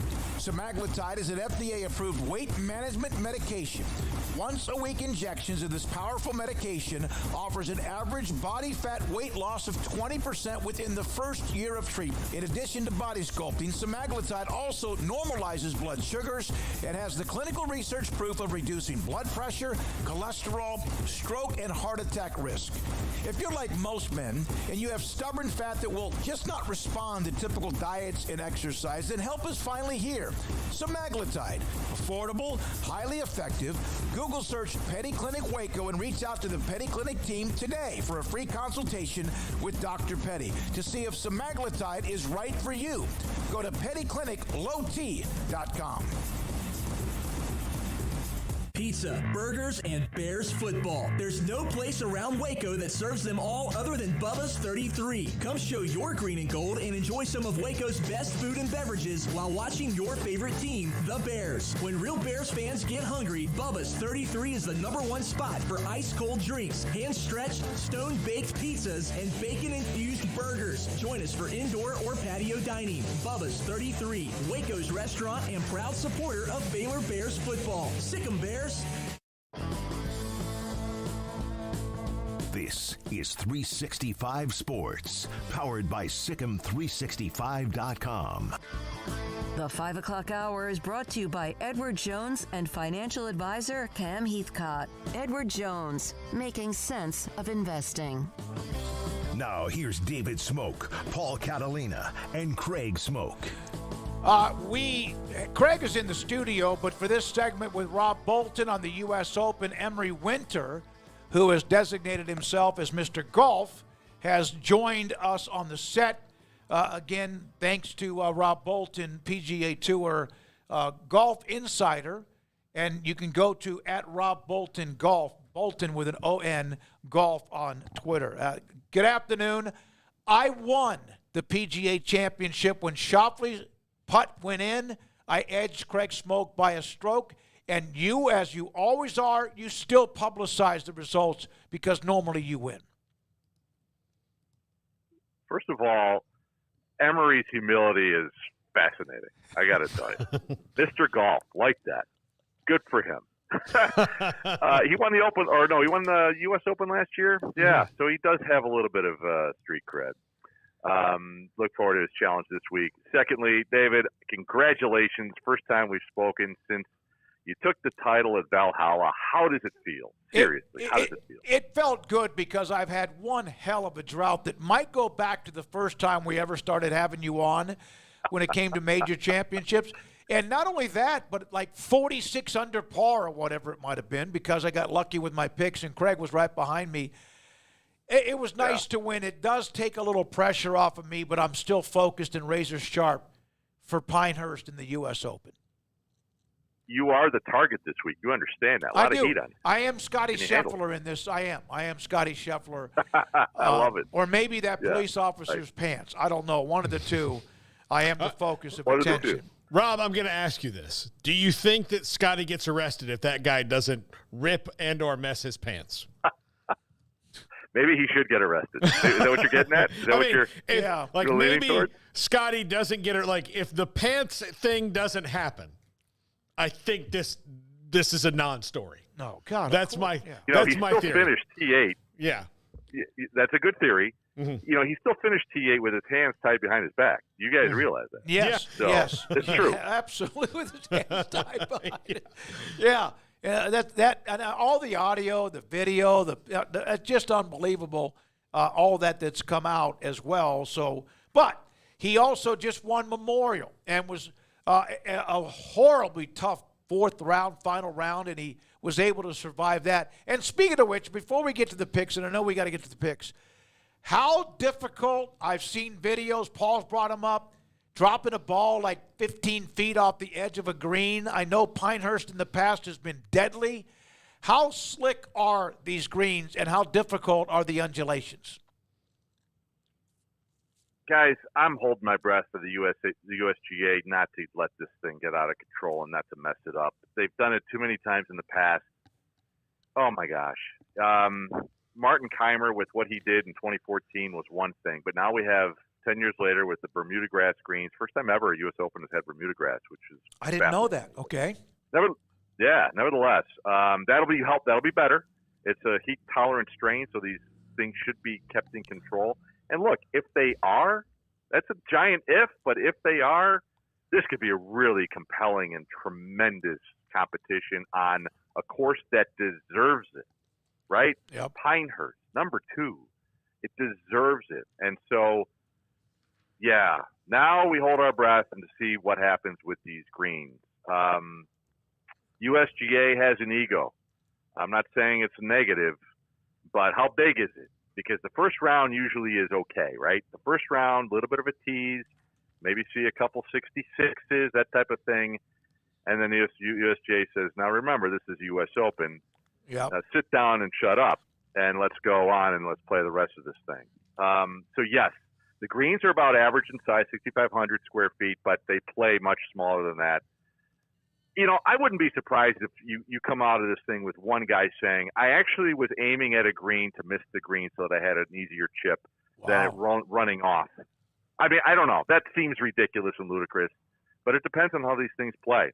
Hopefully, I mean, the ego of the golfers too, right? They don't want to be aiming. It's not like you want to lay up on a par 3, but I mean, to get the par at the U.S. Open, there's merit to that, especially if par is going to be a really good score, which it will be, of course. I know it depends on the heat. They said the conditions of the greens with what you mentioned with Bermuda. Real quick, how many players do you think, if this thing is set up the way it normally would be at Pinehurst, not where they trick it up, where you end up seeing guys just digging themselves out of the rough sideways, how many players do you think might end up breaking par? Let's see. I put the over-under on 4.5. Okay, I think that's a good number. We've had anywhere from none to about 5 with those of us who are on the show and also in the chat room. All right, I'm making an I just have confidence in the USGA understanding how important this is, that they don't mess it up. That's where I am. All right, Garrett, I need you to give me, hold on, give me numbers 1 through 4. I put a number next to 4 people that are doing this, Emery, Rob, Paul, and me. And I'm not picking the number. You don't know the number, so pick a number between 1 and 4. Number 2. Number 2, Rob gets the number 1 pick. That's dangerous when he's a secretariat of what we do. All right, give me another number. Number 4. 4 is Paul. Gets Koepka at the number 2 pick. Well, we don't know about that. We don't know. We'll see. You and... Oh. All right. We'll see. All right, then it's 4 or it's let's either go number 4. 3 and then 1. All right, I'm 3. God, I hate that position, but that's where I won the PGA Championship. Emery is going to get the first double pick. All right, here we go. Rob Bolton, you have Scotty Scheffler. And I owe Garrett a steak dinner. There you go. Golly, that's for how he's playing, how efficient he is with his irons and just the way, man. All right, number 2, Paul. Scotty Scheffler, final answer, just for the record. I'm going to take, I know he's 4 on your list, but he's now back in wedded bliss. I'm going Rory McIlroy. Oh, yeah, he's that thing's That's the off honeymooner. The table. Yeah, boy, he's in a drought. That 10-year. It's amazing how long these younger guys that look like they're going to win 8 to 10 majors. I mean, even Tiger had a drought for like 10 years, as good as he was at number 2. Okay, I have the 3 pick. I will take, my God, I'm going to take Morikawa. He seems to play kind of like, I forgot the way Retief Goosen used to play tough courses, big-time courses. I'm going to take Morikawa at 3, and Emery, you get back-to-back. For my back-to-back choices, I'm going to go Xander and then Bryson. DeChambeau for Emery and also the PGA champion Xander Schauffele. Back to me.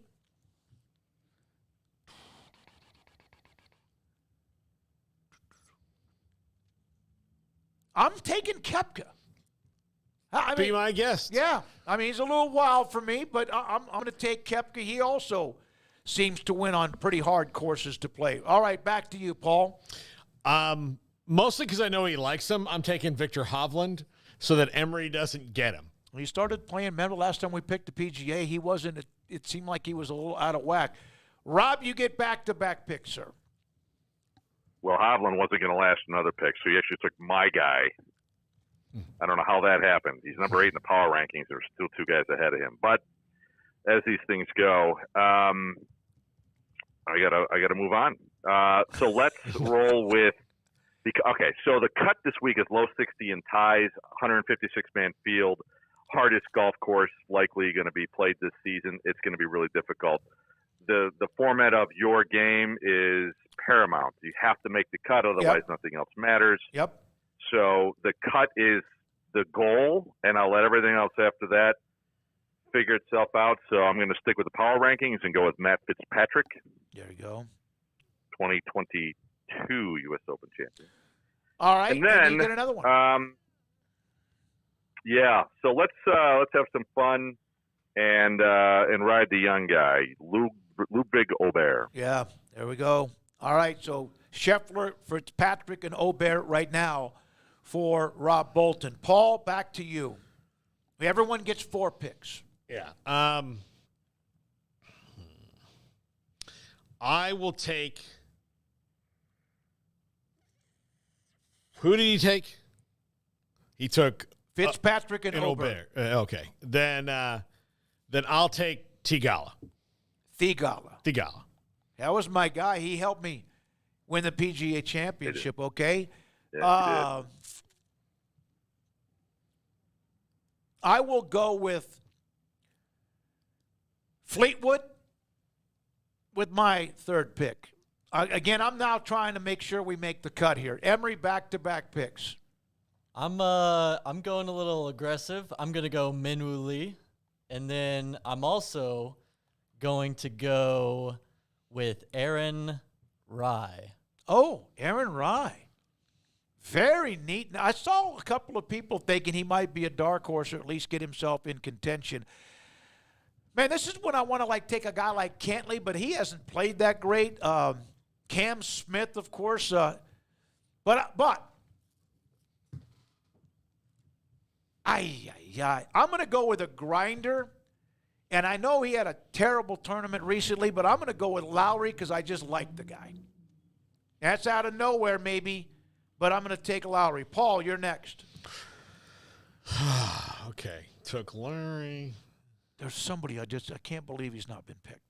I'm torn right now between Tony Finau and Hideki Matsuyama. I'm torn. And I really, really love Tony Finau. He's one of my favorite players to watch. Is this like a 4-corner North Carolina stall? I'm good. Okay, you know what? I'm going to take Finau. Okay, I'm going to take Finau. Now, we had Paxton in the chat, Rob, before we get to your last pick, ask about Tony Finau, your thoughts about him. Love him. Yeah, I don't think he'll win, but to contribute to this, no brainer. He would have been my pick if Aubert wasn't there. Loved him at that point. Okay. And now I can't take him at all. Finau has been a little bit off the radar, but when we're talking about these guys who we expect greatness from and they're not producing it regularly enough, we think that there's something wrong. Ain't nothing wrong with Tony Finau. Does it all. Masterful short game. People, I think, overlook that. That's fair because he's such a long hitter and he does so many things really well. But he's also at a point in his life where this tournament's going to yield somebody who's probably won a major before, somebody in his prime, somebody of a certain age. I don't see youth really playing well. Aubert is a flyer for me, and I wanted to have some fun and invest in him and see what happens. He's a special case, but Finau checks all of the other boxes. Plus, he makes most cuts, and so in this format, that's a tremendous pick. But you don't think he'll win, right? He would have to have an extra special week. Tony Finau presents better to win the PGA Championship, where par isn't as respected. He ends up being a guy who takes it low once or twice and kind of hang on. He's not the grinder necessarily, despite how the analytics present for him. You could also see him contending at the Masters as he did a couple of years ago. Well, how many years ago now when Tiger won? 5 years now, So it's one of those things where, the U.S. Open doesn't present as a tournament where he's going to win. He's number 9 on my power ranking, so my confidence is very high. So top 10 would be fair. Okay, you get the last pick, sir. Well, this will send Paul into a cardiac arrest, but I'm actually going to take a guy who we'll send Paul in This is a guy who used to be a familiar face in this draft, and lo and behold, he's made 10 consecutive cuts in the majors. He's a guy we consider to be a grinder, and now he's with Live Golf, where he's in a better place apparently, despite the fact that he's always been a terrific player. Is Tyrrell Hatton. He is my last pick. No. Make the cut. I want him to be mic'd for the entire tournament. Makes a putt, misses a putt. He needs to be mic'd, and the network will be sued for that because he's a hothead. But I love watching him play, and you know what? He's fearless too. All right, Rob, you see the 4 picks of each of us. Your thoughts? Yeah, I mean, I think most of these guys speak for themselves. That's for sure. Obviously, I dug into Aubert there a little bit. With Aaron Rye, Emery going with Minwoo Lee, which I really want to endorse that guy. He's I don't believe in somebody being due, but I'm waiting for something really memorable from him this year, and it hasn't happened yet. This is the opportunity for him, but I think Aaron Rye is the better pick of those two head to head. Rye is my top 20 sleeper at 4.5 to 1 for a top 20. So I've been on board with him. And then Shane Lowry is my outright sleeper at 80 to 1 to win this thing. And there's a lot of reasons for that, but former winner this year, former major champion in the right time of his life, P6 at the PGA. So that's a great pick in the last round. Yeah, this is the thing about the U.S. Open. I mean, you would think that we go into these major drafts and there's so many obvious picks and we leave a lot of guys, a lot of low-hanging fruit, a lot of meat on the bone. It doesn't feel like that today, does it? There's just so many question marks because Pinehurst is such a giant question mark. It's a little bit like the Players' Championship. We kind of sit down and we hold on and we hope because the course usually wins that tournament. It's so indiscriminate. Pinehurst sets up the same way, and it has all these question marks because we haven't seen it in 10 years and all the things we talked about earlier. So this is one of those weeks where I think it wouldn't surprise me. I know it wouldn't surprise you guys if none of us end up winning the thing because one of us will have all of us will have at least one guy who misses a cut. Somebody will go out and shoot like an 80 in one of the rounds. And we don't know how disastrous it might be or how the USGA sets it up. If they want to be mean, then, we could all have a bunch of like a bad chemistry exam like I had in high school that had a bunch of red on it, and it was an F. Rob, thank you very much. Pinehurst, number 2, a great track, a wonderful place for the Open to be, and we've seen the videos of them having the ball just trickle into, and there's waste areas like everywhere. Yeah. They're like Whistling Straits back in the day. Guys have to be careful. Yep. Rob, thank you very much, buddy. Appreciate your time. We'll be in touch. Rob, by the way, at Rob Bolton Golf on Twitter. We'll put up our teams and the daily scoreboard and leaderboard after each of the 4 rounds, and, of course, at the end as well. All right, coming up next, Paul Catalina and his top 5. Make this the summer event at Allen Samuels in Waco. Drive off in a 2023 Chrysler 300 Touring starting at under $30,000. Or save up to $10,000 on a Chrysler 300 Touring L. Plus, get a 2024 Ram 1500 Laramie Crew Cab and save $15,000 with no payments for 90 days. That's right, no payments for 90 days. Only at Allen Samuels in Waco. Hurry in today. Come by. Let's be friends. At Ideal MRI, we feel blessed to be a part of the Waco community. We're a small family business right here in Central Texas, and our goal is to bring down the cost of healthcare while maintaining high quality. At times like this, the cost of healthcare has never been more important, and unfortunately, significant illnesses and injuries still occur. That's why Ideal MRI is open and here to serve you through the difficult time. We offer premium MRIs just like a hospital with state-of-the-art technology and specialists, but you'll pay less. Sometimes thousands of dollars less, whether you're using insurance or not. At Ideal MRI, we accept most insurance and there are no hidden costs. Even offering financing if that's needed, everything included in the price, and you'll not get something as a surprise in the mail later on. If you need an MRI, ask your doctor about Ideal MRI. They'll know. You can schedule an appointment safely from home online in minutes at idealmri.com or give us a call, 833-IDEAL-MRI, idealmri.com. TFNB Your Bank for Life is the official local bank of Baylor Athletics. Find out why more Central Texas are making TFNB their bank for life. Sign up for our Edge checking and savings accounts to earn interest or cash back. With 5 convenient locations and an award-winning mobile app, banking has never been easier. TFNB Your Bank for Life. Member FDIC.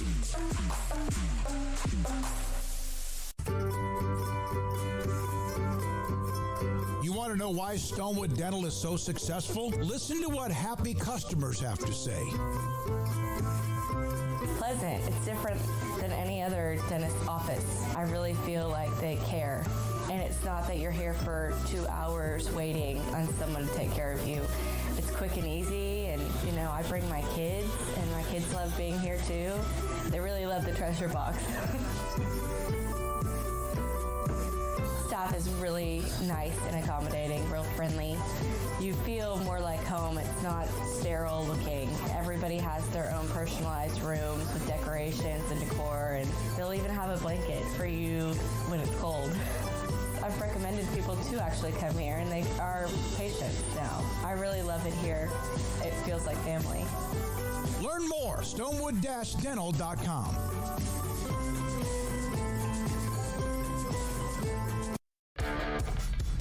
This is 365 Sports. The 3 o'clock hour is sponsored by Waco Custom Marketplace. Meats, sweets, Texas treats, and a cut above the rest. 425 Lake Air Drive, Waco. Ciao! Welcome into Paul Catalina's Top 5. Brought to you by Texas Beef House. Please use our code SICK'EM10. And thanks to Homage for the shirts. Mine is Bo Jackson. You can go follow the link today and buy some shirts or some hoodies. Or Smokey got a really comfortable pair of shorts, but I don't think he's going to wear them on set because they're pretty comfortable. We don't want them to be that comfortable. But today, top 5 new DCs who hold the head coach's job in their hands. Number 5, Garrett's very interested in this one. Blake Baker at LSU. LSU's defense was uncharacteristically bad, maybe the worst in recent LSU history. A year ago, Blake Baker comes in from Mizzou with a lot of expectations and a lot of pressure to bring what he did at Mizzou to LSU and get them back to being LSU on defense. Over everything that they've done, even in the Joe Burrow era. Yes, the offense was high flying when Joey B was there, but the defense was the spirit of the Tigers. That was the soul of it. That's how they got things done. It was on the defensive side of the ball with huge defensive linemen and defensive end and linebackers and DBs that intercepted half the passes that were thrown back there. Blake Baker has to bring that back, or Brian Kelly will start seeing some of those fans be like, I don't know how smart you are, Mr. Midwesterner. Number 4. Dave Aranda at Baylor. He's in the same position as Jeff Lebby was yesterday. Dave Aranda, the new defensive coordinator at Baylor, essentially, even though Matt Ballage still carries the title, he has to make the defense better. Now, this is something I'm pretty confident that he can do because he's one of the best defensive coordinators in the country. Bottom line, LSU knows it from the 2019 run. Wisconsin knows it from his time there. And if he's not a head coach at any time in the future, he'll be a defensive coordinator at whoever he picks up the phone and says yes to, because that's how good he is at this. He's a genius on that side of the ball, but it is in his hands now to fix it, and not just Matt Pallage's. Number 3, Andy Avalos at TCU. Now, Sonny Dykes' job is by no means in jeopardy, but they do need to improve on defense. That's where Andy Avalos, who former head coach and defensive coordinator at Boise State, who had a great run at Oregon as well, steps in, taking over for Joe Gillespie, who's now the head coach here in Waco at Midway High School. Andy Avalos has to make that defense better. He has to get them humming and feeling like they were just 2 years ago in every game but the Georgia game, where they make plays when they need to, they get big stops, and they create turnovers. Not something that happened as much last year, but more of the problems for TCU were on the offensive side of the ball. But still, TCU's got to get better on defense if they want to be TCU again under Sonny Dykes. Number 2, Corey Batoon from Mizzou. He takes over a team that had its first really good year in a long time and lost the aforementioned Blake Baker to LSU. So he steps in. He has to have a defense that's really, really good and can continue that pace. On the offensive side of the ball, they've got Brady Cook, they've got Luther Burden, they've got Marcus Carroll. They've got guys who can move and score. The defense has to match what they did a year ago for them to keep in contention in the SEC and for the college football playoff. Big shoes to step in, especially when you get used to it. And Eli Drinkwitz starting to make moves at Mizzou there, and new NIL money coming in, new transfers coming in. Should be really interesting for the Tigers, but Corey Batoon has a big job coming up this year. And number one in the Captain Obvious Awards, the opposite of Iowa, USC. Iowa knows exactly how to tackle and not how to score. USC does not know how to tackle. They don't know how to stop people. They don't even know how to get in their way. As a matter of fact, people have described the USC defense as kind of like being on a water slide. Like, for a minute, it's dicey, but then you just have fun. Danton Lynn comes in from rival UCLA to take over that USC defense and get Lincoln Riley back into CFP contention. He has not had that at USC, due in large part and pretty much only part to the fact that his defense has been atrocious. Awful, terrible, gross. And Danton Lynn comes over and he is the guy who is tasked with making USC a contender in the Big Ten and a contender for the CFP. Big shoes for Lincoln Riley, who's gotten everything he wanted in Southern California, but now he has to get in people's way. You can't just win on scoring alone. If the other guys score more, it doesn't matter if you can't stop them. Danton Lynn has the biggest job. He and Tim Lester at Iowa have the two biggest jobs in college football this year. And Iowa getting them to score points, and then USC getting them to stop the other team from scoring. And that's the top five. We're back to wrap it up. Go to homage.com. Yeah, and back to homage.com. Paul's wearing a Bo Jackson t-shirt. Emery's got the Oklahoma City Thunder. Jack has, what was his t-shirt? Ted Lasso. Ted Lasso. Craig Smoke with ECW. ECW. And I have the great, former Miami and Washington safety Sean Taylor. Thanks to Homage, HOMAGE.com. I'm going to put the link in the chat one more time, and 365 Sports is the promo code 10 or 15% off your first order. All right. Thank you very much, Garrett Ross, Jack McKenzie, Emery Winter. Craig, you have one more thing to say? Oh, no, I was going to say I've been buying from them actually for years now, and it's very cool to have them as a sponsor on this show because I've already got several of their shirts that I've worn on this show before, but they've also got like sweatpants and hoodies and all sorts of other stuff. Very, very quality. I think everybody in here has talked about like how soft these are. Yep. And so, yeah, go check out. They got pro wrestling. They got pro sports, all sorts of stuff. And, yeah, just real quality company. Glad to be partnered up. I wore a Washington, I guess it's the Commanders, gym shorts the last couple of days to work out. I did wash them in between. Yeah, very nice. Very, very nice product, no question about it. All right. Thank you to our great sponsors. We mentioned homage.com, but so many others that we also have every day here on 365 Sports. Before you say goodnight, please hit the like and subscribe button if you haven't. Spread the word. Thank you for those in the chat room, those who watch or listen to us every day. And we don't hear from you, but we know you're there as our subscriber count continues to climb on an everyday basis. I'm David Smoke. Thank you for your time. Have a great rest of your Wednesday. And we're back tomorrow, triple option at 1. And we're back with this show tomorrow at 3. Good night.